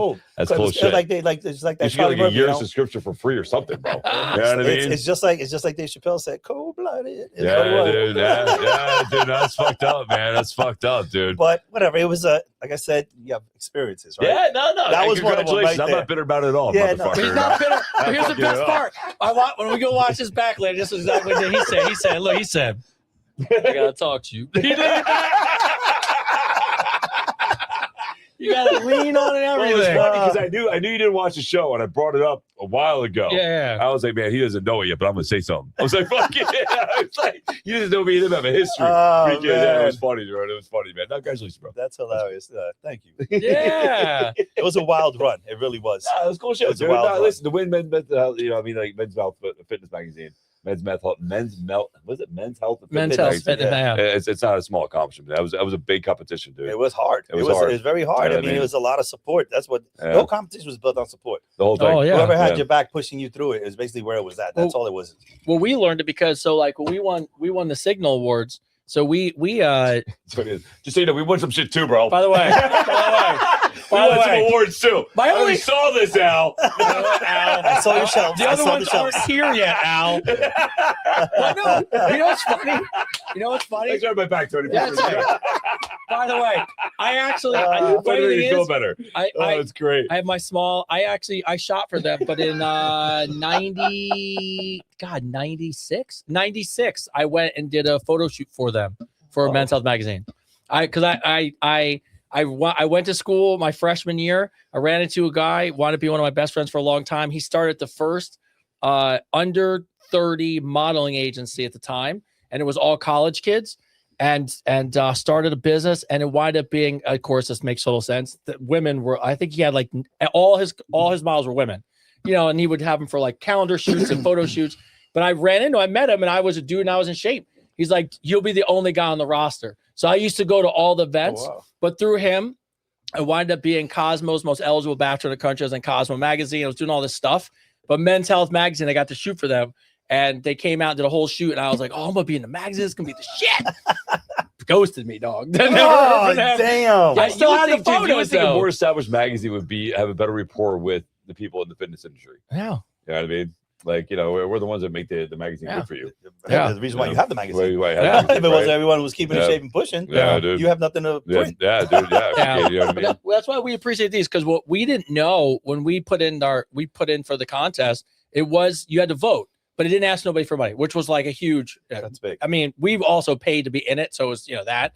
But and you could only vote once. They're really particular about how you have email addresses. So we thought we didn't even know we were nominated to the last week of voting. Me and him, it's a crazy story, but we tell all the time, but we won't. But we were at 0% with 0 votes with 7 days to go. With a week to go. By the way, behind Emmy award-winning journalist shows, Sony, Warner Brothers, and like you had to. So we all of a sudden, Chris is like, "I got this," and we. Yeah, I literally, when I say, "Listen, man, I got something," I don't doubt myself at all. Yeah. So Tony called me. He says, "Yo, bro, we're in the running, and we got a week, and everybody else ahead of us, a lot." And he goes, I don't know.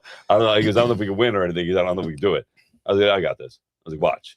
I fucking got this. We went to number 1 that day. We went to number 1 and that we held day. It all fucking week until the 6th day. It's the 5th day. It was the 5th day. I think it was the 5th day. Yeah. The 5th day, the other girl, the award-winning girl, pulled ahead of us. Right. She called us. And fucking, I go, I got this. I was on set. Yes, you were on set for a J-Lo movie. Right. I'm on set for a J-Lo movie. He messages me. He goes, "Yo, man, we're losing. She just jumped ahead of us." Yes. Right? I go live. He's on set. I'm not supposed to have my phone on set, right? Freaking J-Lo is sitting directly across from me, right? Yeah. Freaking, I'm like, I got this. I put my phone here. I'm like, yo, I need you guys to go vote now. I'm like, whispering this. Like, I need you to go vote now. Yeah. We just dropped down to 2nd place. I need you guys to please go vote. Yeah. Post it. Boom.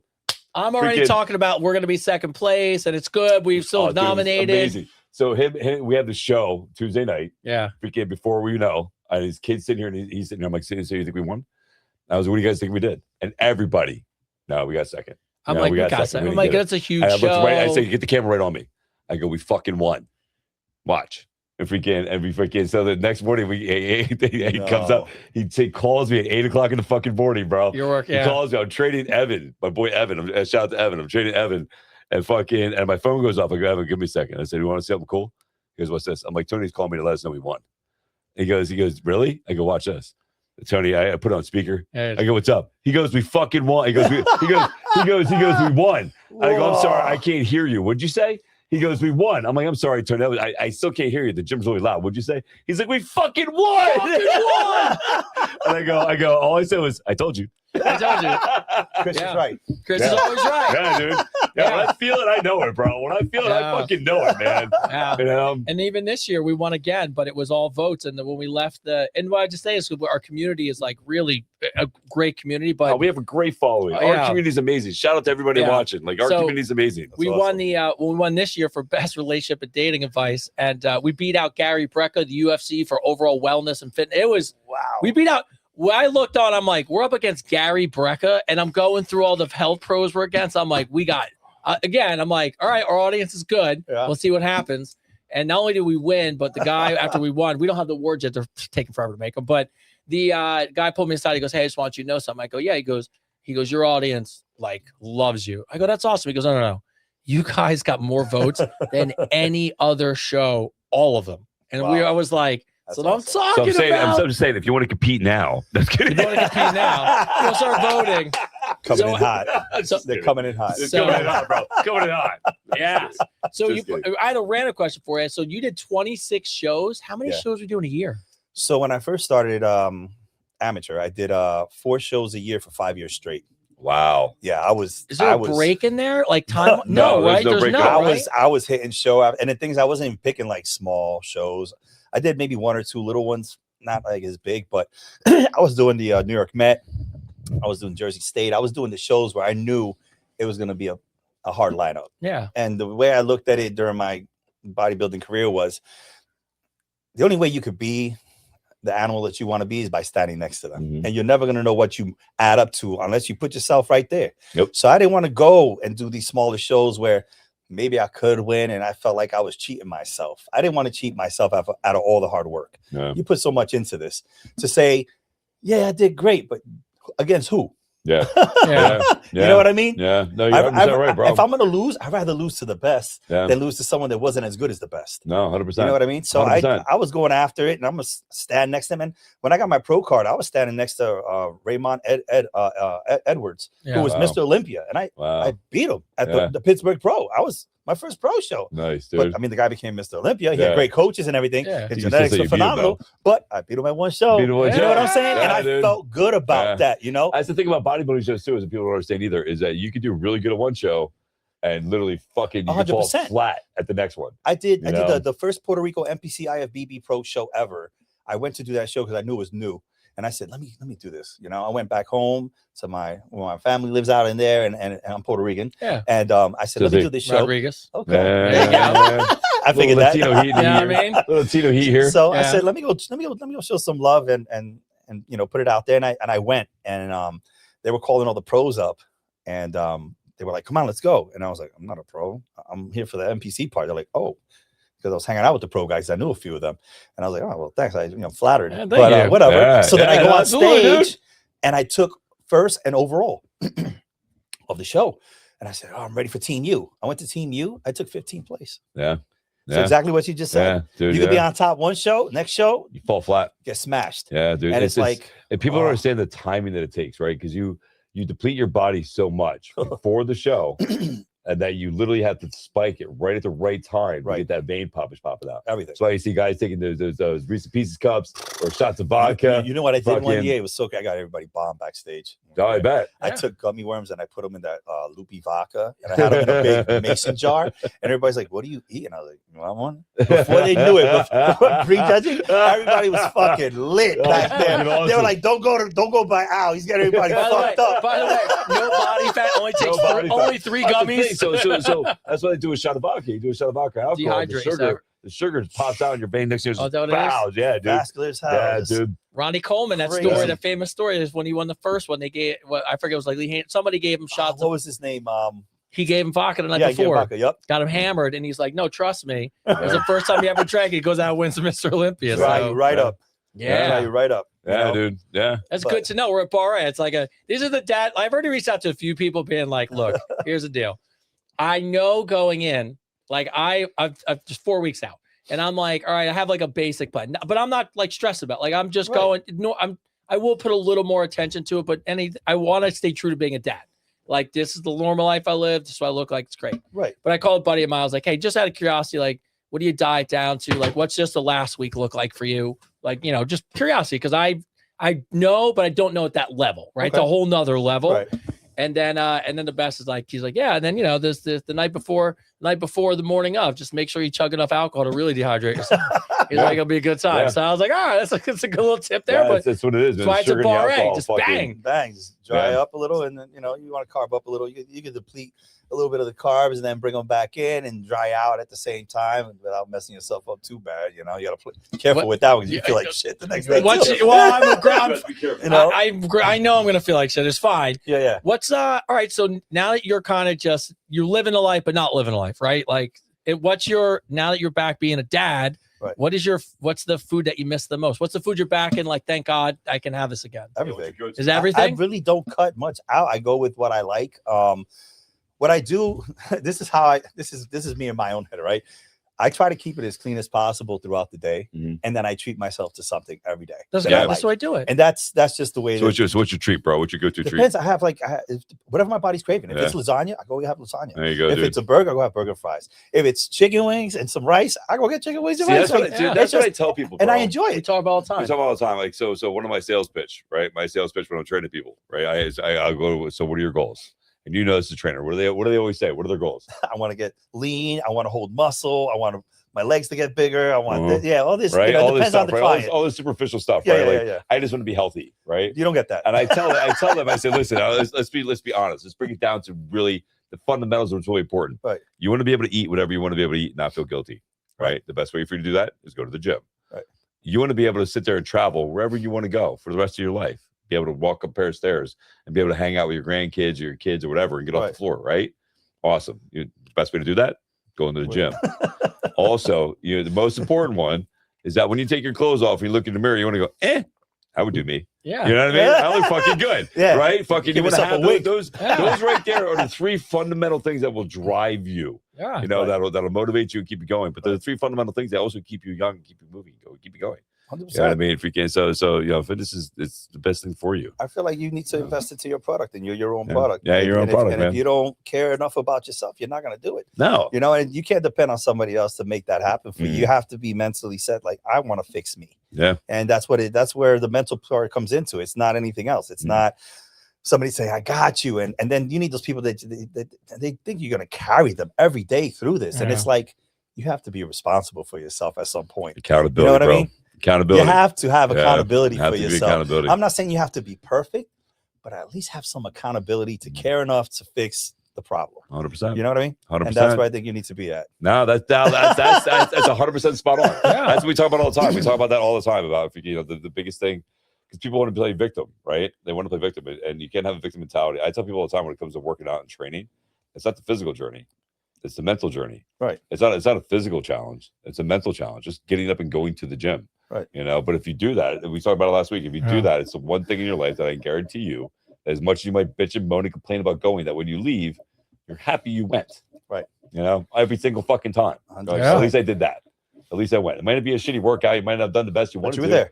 But you were there, you know, and you left. You know, it's one thing you can guarantee in your life, that if as much as you hate doing it, when you leave, you're happy you fucking done it. Yeah. I mean, how are you supposed to carry all the stuff in the house as a dad? If right, you gotta be a fucking. You can't fit through a door. I just did a video recently. I don't know if you guys saw the dad bod video I did. I posted on Instagram. You gotta check it out. It's pretty cool. You carrying stuff? Oh yeah, it's all about the dads on the video. Yeah. You know, my wife was in it, and you know, she gave the whole. She's like, "Oh, hold on, I have to get this, babe. You got this." And she runs in the house and leaves me in the car. The kids are asleep. The car's packed with everything. And I'm like, carried everything. Oh, and you go the dad move, you go, I could do this in one trip. We all want to. I know. It's not happening. It crosses your brain for a second. Like, if I just get one kid an arm, and I just do this, here, like here. Dog over maybe here. compile the both of them on one side. Yeah, it's not gonna happen. Nah. You know, so it's a real cool video, and it's just like it shows like, all right, here goes daddy, and I'm carrying the kids in the house. I'm opening up the back of the car, and it's just packed, and I'm like, okay. My wife's like, "You got this," and she walks away, you know, and it's like, here we go, turn around, dad mode. Make sure boom. Make sure to check that out. Yeah. So I'm gonna ask 2 questions before we go on to other stuff, because I know we're getting late here. Yep. So the one question I want to ask you, as a professional bodybuilder, as a guy who has an organization to help people get in shape and all that stuff, what is the one word of advice you would give to somebody who wants to be a bodybuilder? So the way I would answer that question is, where are you in your life right now? To take your body to that level or go where you want to go as a bodybuilder, because being single, being married, having other responsibilities, it's a challenge to become a bodybuilder. Some people see it as a sport, some people don't, but it's very exhausting. You have to be very focused. You have to be mentally tuned in. So to be a bodybuilder is to basically, you have to take yourself into a different place. Yeah. And you have to be ready to say no to a lot of other things that usually you probably say yes to, and focus on yourself. And that's why it's a very selfish and cold place to be sometimes, because your focus is you. Yeah. And when it gets time to get real nitty gritty in the peak weeks and all that, where it's like hard and you want to quit, it's like, if you don't have the support you need, you're walking away from it, you know, and you're in your head, and you're just like, I got to go, I got to grind this. I don't care about what's going on. It's just all about me right now. I got to get through this. I'm going to push. I've been working so hard. I'm going to get on stages. I'm giving it all I got. And I got to be tougher. I got to be harder. You know, this is not a game. This is me against me, being mentally focused into this challenge that I put my body through. And if I want to win, if I want to look great on stage, this is what I got to do. Yeah. You know, it's like, it's all that commitment, just coming in like big bowl of gumbo, just everything in the bowl. You're going in, you're going to eat it.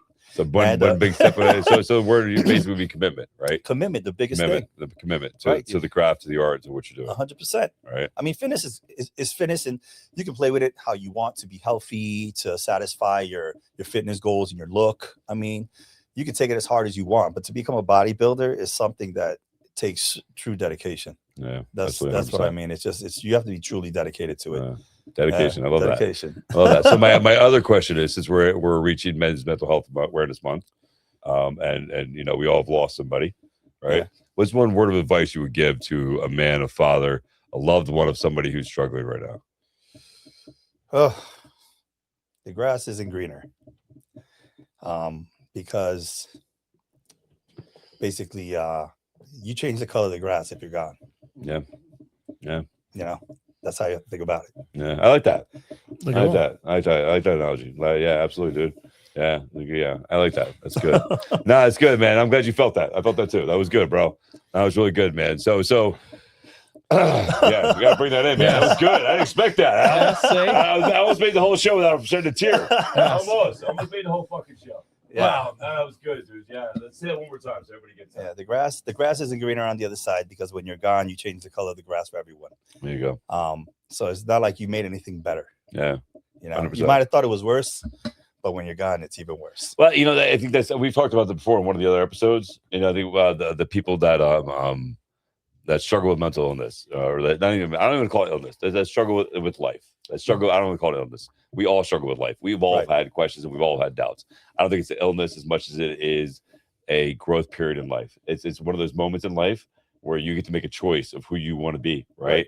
And I think that a lot of people don't understand that people that take the route of hurting themselves or ending things think they're doing it to help other people. They think they're a burden. They think that them not being here won't matter to people, and they're wrong. They're wrong. Right. And I think that's why it's so important for if you ever feel like you should reach out to somebody, do it. I say this all the time at the gym. If you ever question yourself if you should move your weights up or if you do more reps, the answer is always yes. Right? That is your body telling you that you need to do more, you need to work harder. That was too easy. Because if it was hard, you wouldn't have did it. So the same thing goes into the analogy of human connection. If you feel like somebody's struggling, if you feel like somebody's having a problem, if you feel like you should reach out and call somebody or give somebody a hug, do it. 100% do it. That's your intuition telling it. Because 9 times out of 10, the people you don't think are thinking about it are thinking about it. You know what I mean? It's hard to tell. Yeah, no, it's hard to tell. And most people that are really thinking about those things don't talk about it. No. There's no conversation there. So as men, it's very important that we all talk about it and that we all reach out about it. I always say this all the time. Women are great at organizing, at talking about it, making things happen. And us men need to be better at that too. We're good at just packing it in. Yeah, we're good at just stuffing it away in the closet, right? And making it, filling that empty space. And literally, we have to be better at talking about it, opening up about it, be opening with our emotions and our feelings, and create that safe place for more people. You know what I mean? I wanted you to give a shout out to all your Instagram, your posts, and all that stuff. Let everybody know who you are so they can follow you. So, we're on New Jersey Fit Body on Instagram. You can find us on there. All my sponsors, this year we have 21 sponsors. That's fucking amazing. Last year we only had 6, and I've been blessed with a lot of support from a lot of people who believe in this movement that I'm doing right now with this show, and I think it's a beautiful thing. We have Alpha Gym, Powerhouse, Ovox, ARC Training. We have home cooked meals. We have Goblin coming. Danny Swolwick's going to be there as well. He's a big supporter of it. We're looking to do a donation for a foundation. We haven't decided. You have a spa coming there too, right? Because they're giving out peptide shots, right? You got a spa coming there? Yes. Yeah. What's the name of the spa? VO Med Spa. VO Med Spa. Coming. VO Med Spa. They're giving out vitamin shots. We're about to do a promo with them soon, real quick. Anyone who signs up with us, come on down to VO Med Spa and get a free vitamin shot. So my co-partner and my fitness app, HardcoreSynergy.fit, Hardcore Synergy app coming out soon. Nice little plug. Works on there, Alexis. So yes, I've spoken to her on there as well. Yes, so she'll be out there passing around peptides for you. Oh yeah, we have Evolve coming. And you have last year's winner coming, right? Amanda's coming. Amanda's coming back. Amanda's coming. She's a beast, bro. She's gonna hold the crown. Congratulations, Amanda. So Amanda got engaged. Yeah. Congratulations, Amanda. Shout out to you. Yeah. Shout out to Amanda getting engaged. We're gonna see a different lineup this year for sure. That's for sure from that last year's female lineup. The Queens this year a little different. Got some contenders. I bet. I bet. That's all I'm going to say. We got some contenders. Everybody knows about it now. So we're all like, contenders. I'm going to do this now. Yeah, you know what I mean? So that's awesome. Very different. I mean, last year we did fitness and we did a personality kind of round. So basically, show something about yourself that's amazing on stage and feel good about it, right? And that's where the whole point of it was going. This year, I said, you know what? Let's do a fashion round because I think a queen should look dap and a man should look sharp and come out and show that sexy king queen look, right? On top of the fitness. If you look good out of clothes, let's see what you look like in clothes. Well, that's the thing too. I think especially women get confused about, right? You can't look like a man. You can't unless you're taking things, right? Unless Impossible. Unless you're taking supplements and stuff like that will increase and enhancement things. You can look great, phenomenal, working out, and still wear beautiful outfits and 100%. Still dress, you know, as a woman and have that phenomenal physique. Correct. I mean, you know? my favorite figure competitor back when I started back in 2013 was Swan De La Rosa. She was a figure, and that figure now is very hard. It's changed so much. But she had the perfect build, the softest lines. She was beautiful on stage, ready for show, and beautiful off. Yeah, she nailed it. And then things changed and things got harder and wilder. But that was the look I thought for figure. That was the sweet spot, and I wish it was stood there, but it's different now. You know, well, everything likes to go to it goes back to that. You know, everything goes from one extreme to the other. Right? You know, they go from one thing to the next. You know. Yeah. Yeah, definitely. All right. So what we're gonna do is I got a couple audience questions. Okay. I just picked out probably the 2 or 3 I think is the best to end the show. So we'll see what I'll read it as you two give us your thoughts. So I'll start with you first. Okay. Being that it's June is Men's Mental Health Month. We had a couple people write in, so I call this the Advice Unfiltered Men's Mental Health Roundtable. All right. Ooh, I like this. There you go. Wait. So it's a Men's Mental Health Roundtable? Yes. Men's Mental Health Roundtable. All right. This comes in from Jason from Oklahoma. Many men still feel responsible for being the provider, protector, and problem solver in their families. How do you personally handle the responsibility? Well, I think if you're married, you're gonna involve your wife in it and ask her what she thinks is the best choice to do whatever it is that needs to be done in the house. I mean, you're a team, so you have to think about it that way. You could be a provider, but I think you need to include your spouse in what you're doing, because if you're gonna try to take it all on by yourself, you're not always gonna have the right answer. And as a team, you should, I think confide in her as well, and what should be done, how it should be handled. I don't think it should be a one-way ticket with that. Yeah, I think that's important. How do you feel about being a provider, protector, and a problem solver in your family? How do you handle the responsibility? It's big. It's big for a single dad. That's different. That's a different dynamic. Yeah. So wait, answer kind of question again. So many men still feel responsible, the pressure of it, for being a provider, protector, and a problem solver in their family. Men nowadays struggle with that pressure. So how do you personally handle that responsibility? I don't know my life any differently. Like I don't. Like I was raised that way. I was always raised to be the protector and provider, and actually do above and beyond. Like I didn't have like a role. Like I always took that as like, this is my life. I have to be these things. Like you know what I mean? Right. Like I never looked at it like a role. I want to be able to protect my family. I want to be able to provide and even if I didn't have a family, I'd want to be able to do it for me. I learned how to fight because I got jumped. You know what I mean? Like that's initiative. Yeah, I do. I totally initiative. You know what I mean? Like I got jumped and I was like, fuck that shit. And I'm not afraid. I'm not afraid to fight. I'm not afraid to protect my family. And I look at it like I got to provide for myself anyway. I like food. I got to eat, and I like the place to live. You know what I mean? Like I like a house. Who doesn't like you know that? what I mean? Yeah. I like a bed to sleep on. You know what I mean? I like these things. Yeah, I like these things. You know what I mean? So I think it's so much as like you have to understand something, and I think this is where we fuck up as parents. I think this is where we fuck up. Because that question shows you right there where the parents fucked up.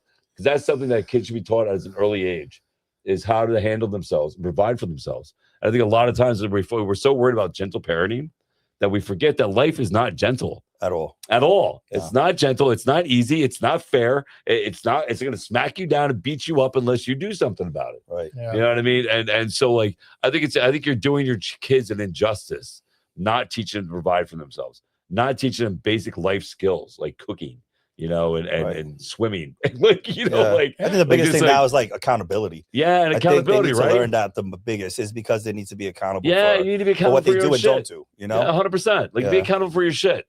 You know what I mean? Like you need to be accountable for yourself. Nobody's coming to do your laundry. Nobody's coming to wipe your ass. Nobody's coming to fucking, you know what I mean? None of that shit's happening for you. So you need to learn how to protect yourself and take care of yourself.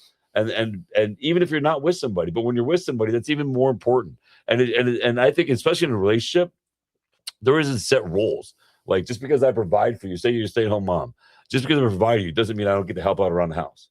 You know what I mean? And vice versa. Doesn't mean you don't have to come in. Like if I have to go work on the truck, like I used to love this about my mom and my grandmother. Like my grandfather would go work on the truck, and my grandmother would be outside handing him tools.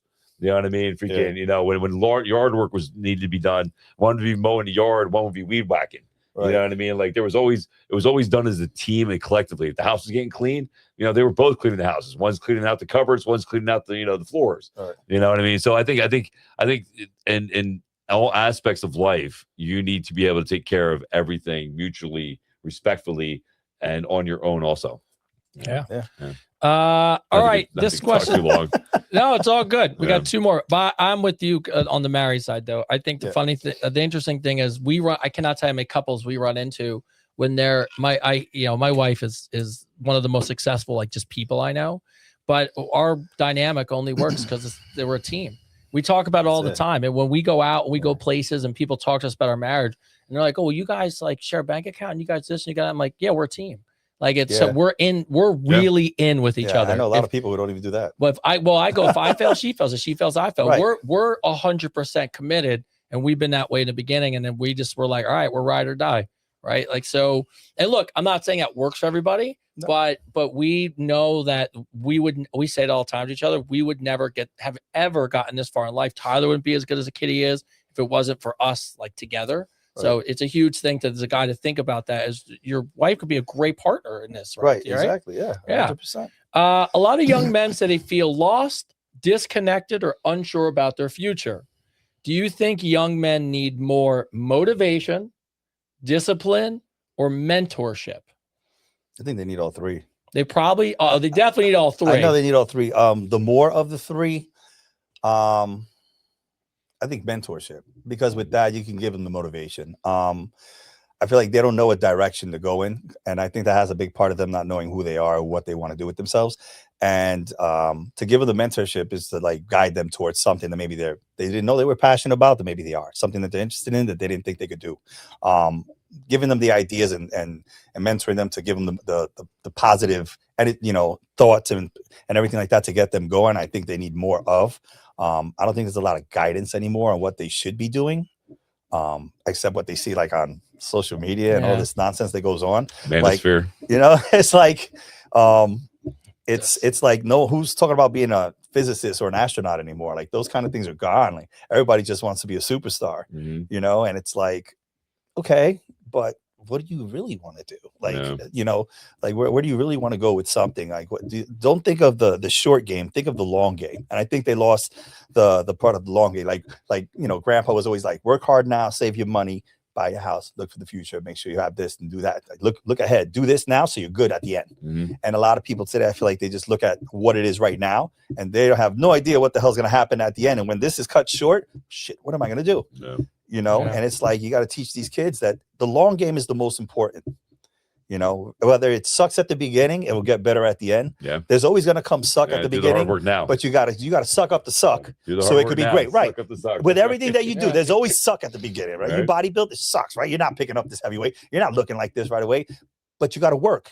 And once you get there, you're going to love the end product. Why? Because people are going to look at you and go, dude, how the hell did you get there? Yeah, 100%. Right? That's what people say. If people ask me, I was like, how did you get like this? I'm like, for the last years, I've been in this room called the gym, and I've been eating, and I've been beating the shit out of myself because I want to look like this. And this is what it is. I hate myself. That's why. I hate myself. I just want to keep beating myself. I don't deserve this. No, not at all. It's like you do it because you love it. You learn to love it. You learn to embrace the suck. And it just makes you better as a person. It like we were talking earlier. It's about having that mental capacity to push yourself to do something that's difficult, but you're going to be proud of yourself later on. So I think mentorship is big to teach them that.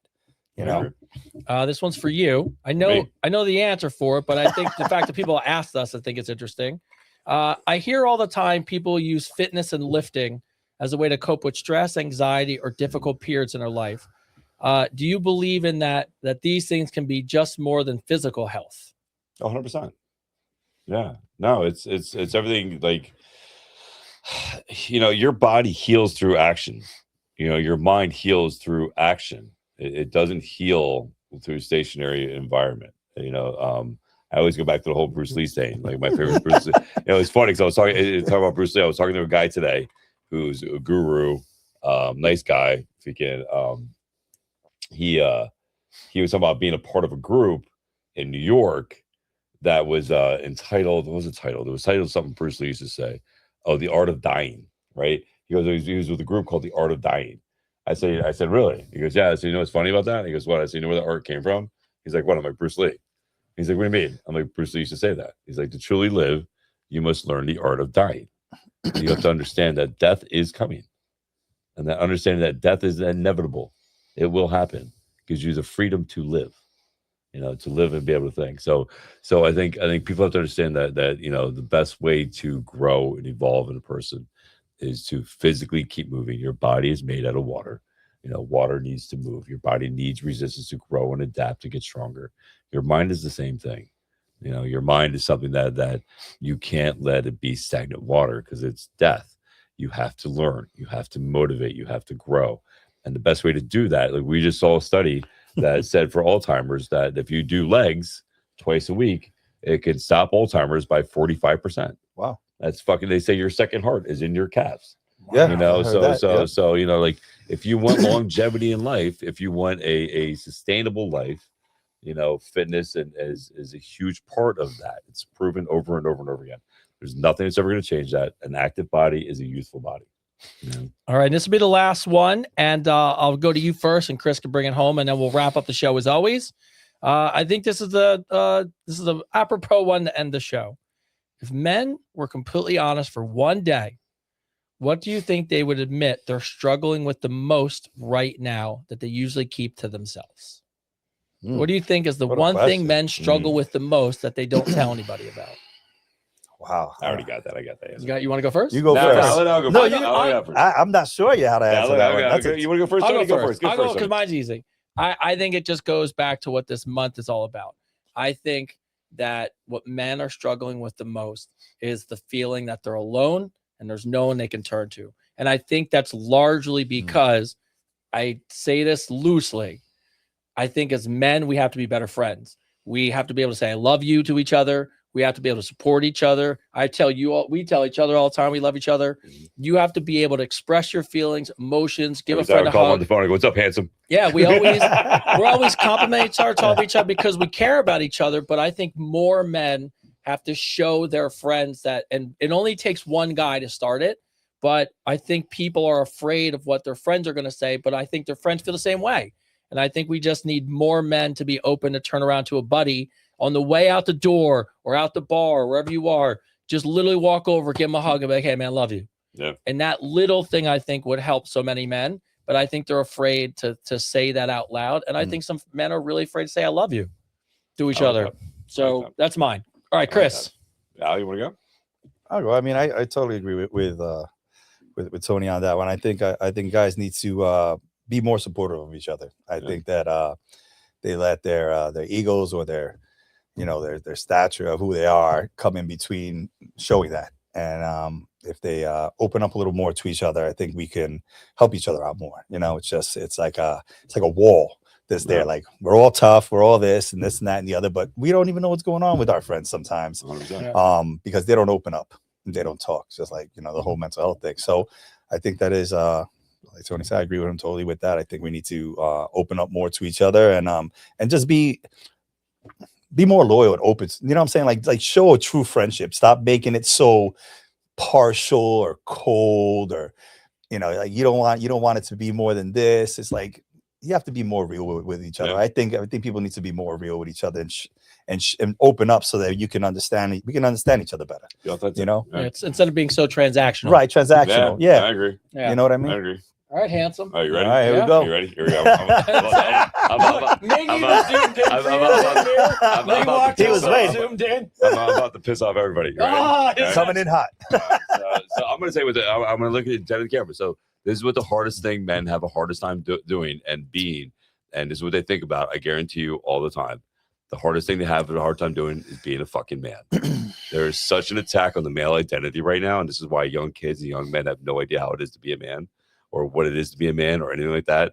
That there's been such an attack on the male identity that there's such a lost statement right now that men don't even know what the word men is. That they've been called toxic. The idea that you're a man is anything you do that you give a woman advice about something, you're mansplaining. You know what I mean? Like there's been such an attack on anything a man can do. That they're afraid to be men. They're afraid to speak up, and they're afraid to speak with their minds and how they feel about anything. Because God forbid they're misogynist.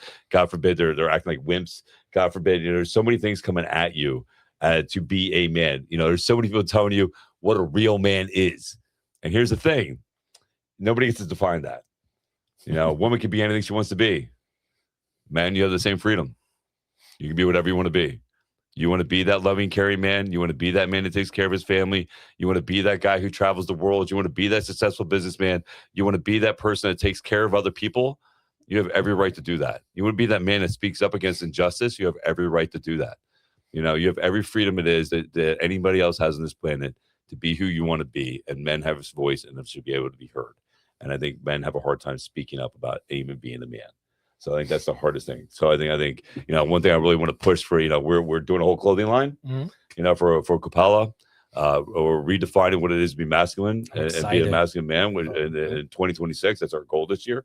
And we want to talk about, the emotions. We want to talk about being vulnerable. We want to talk about, what it's like to do the hard work, mentally and physically, do the hard thing.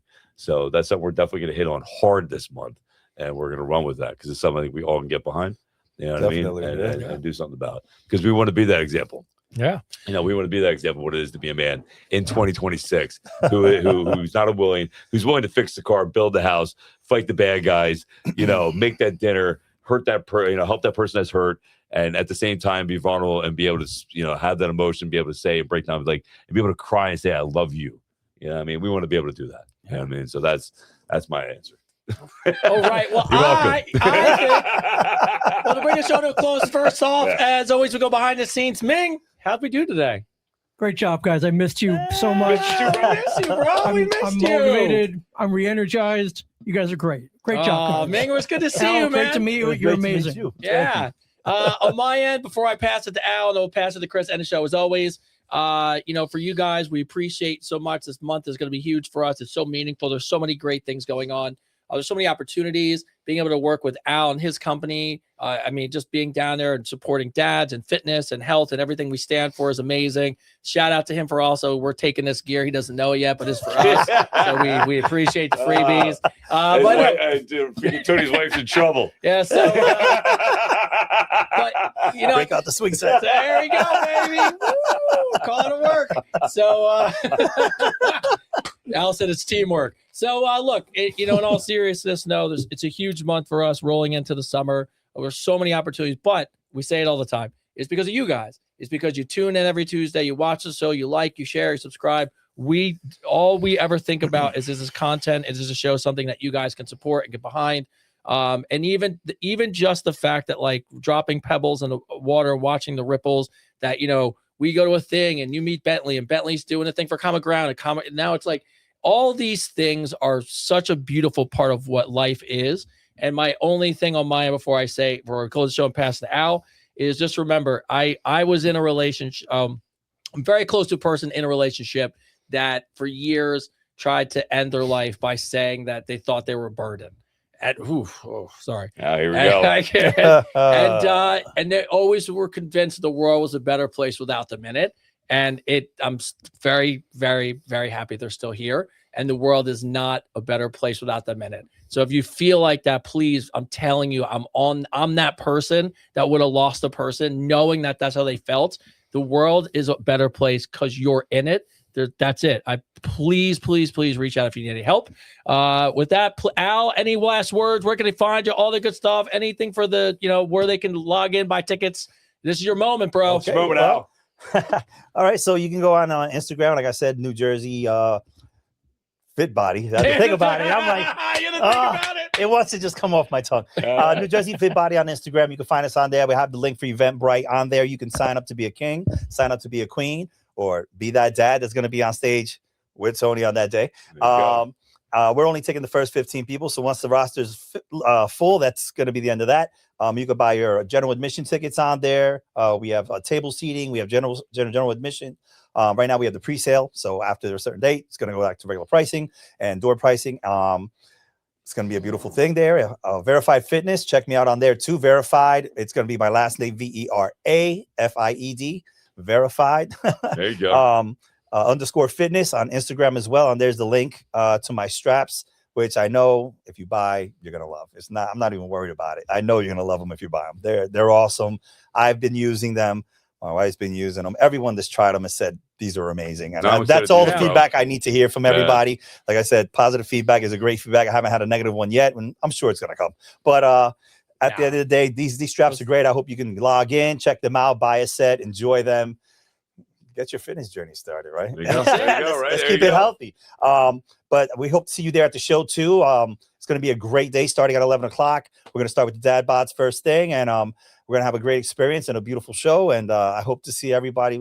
Maybe I can't see you on camera, but come say hi. There's a lot of people coming to say hi. You know. And the other thing they want to know before I pass it to Chris was how do somebody asked me this, so I figured I'd ask you, how do tables work? So with tables, it's going to be 6 people per table comfortably. You can put 8. Yeah. But with the tables, you're going to get a server who will run and get you things that you need. General admission is going to be high tops, and you serve yourself. And there's going to be places there if there's enough high tops for everybody. First come, first serve kind of thing is a space. But the tables are going to be there. You purchase a table, you can fit up to 6 to 8 people on a table. Sit down, watch the show, get a server, hang out, that kind of thing. Yeah.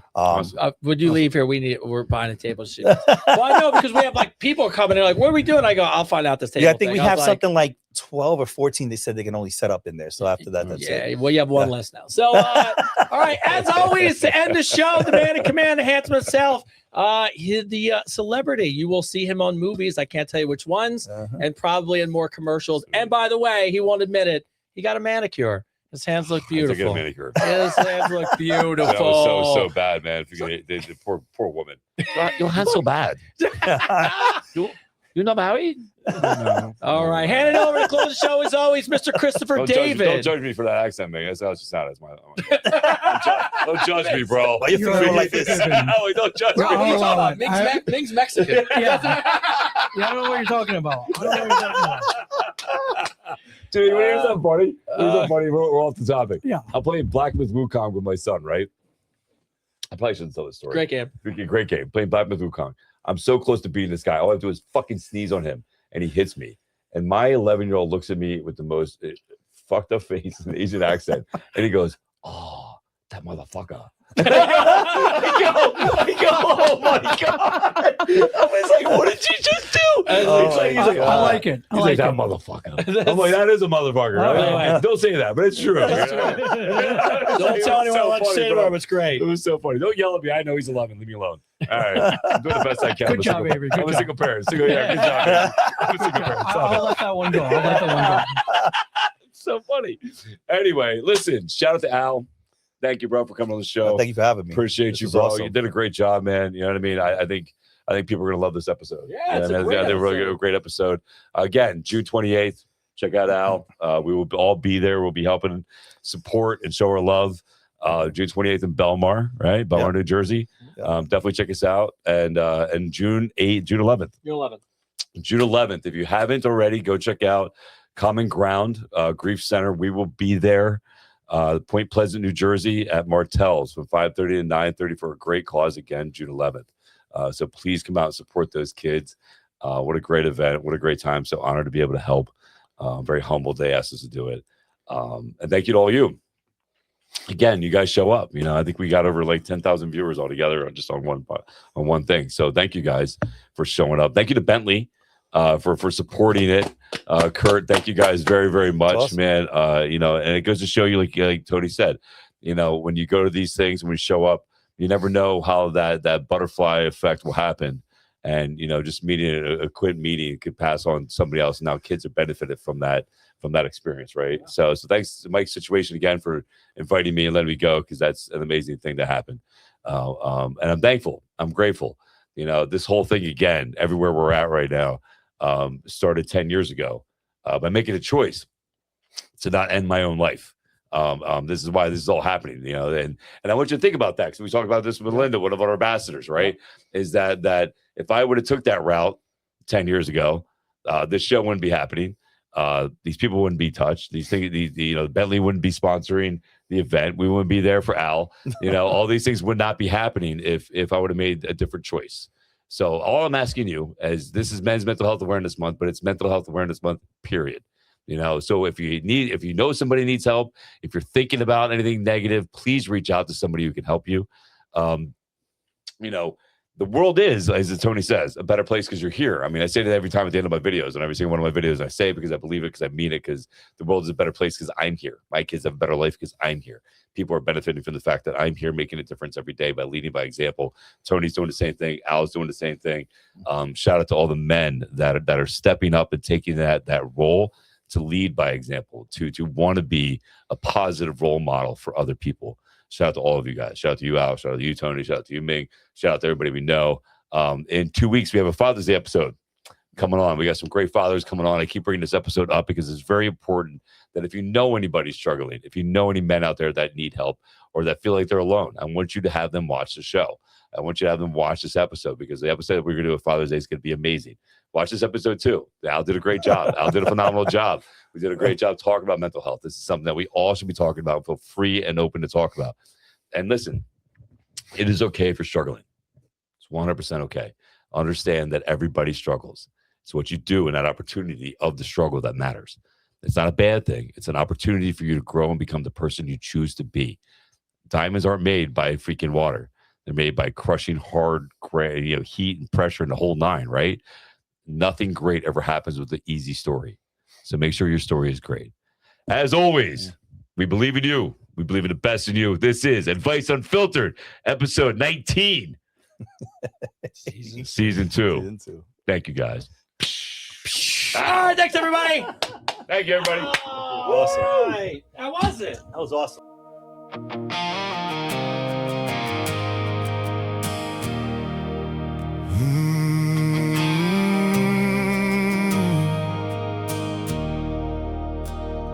There's a crack in the mirror staring back at me. A little more gray where the black used to be.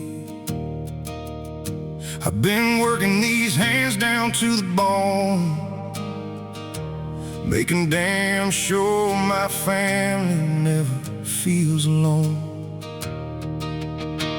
Got a smile for the world, got a storm inside. I learned a long time ago how to swallow my pride. Everybody needs something, everybody needs me, but nobody asks if there's anything I need. So I bite my tongue and I hold that line.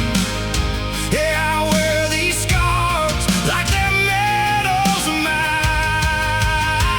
I'll carry this weight till I'm buried, stand in the rain when it's cold and I'm weary. Be the shoulder, be the rock, be the man they all need. Even when the world forgets about me, I'll fight these demons nobody sees. Keep showing up when I'm down on my knees. For my friends, for my kids, for the life that I lead. I'll carry this weight till I'm buried. My little boy still thinks I'm 10 feet tall, like I'm Superman, so I can't fall. So I wipe off the dirt, put the armor back on, pray, learn strength without learning my wrongs. Lost a couple good men that I thought would stay. I'm friends with the darkness that took them away. Their names hit me hard when the night gets still. Numb the pain of life with those same pills. 'Cause we're told, be strong, but don't be too tough. Show your feelings, son, but don't show too much. I'll carry this weight till I'm buried, stand in the rain when it's cold and I'm weary. Be the shoulder, be the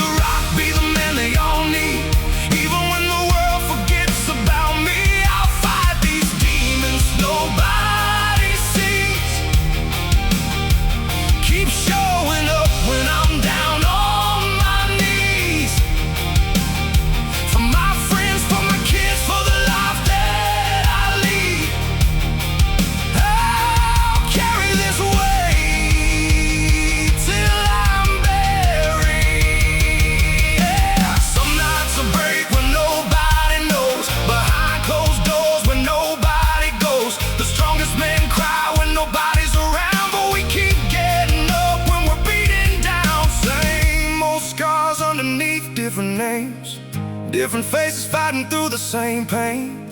Holding on, letting go feels right, just trying to make it through another night.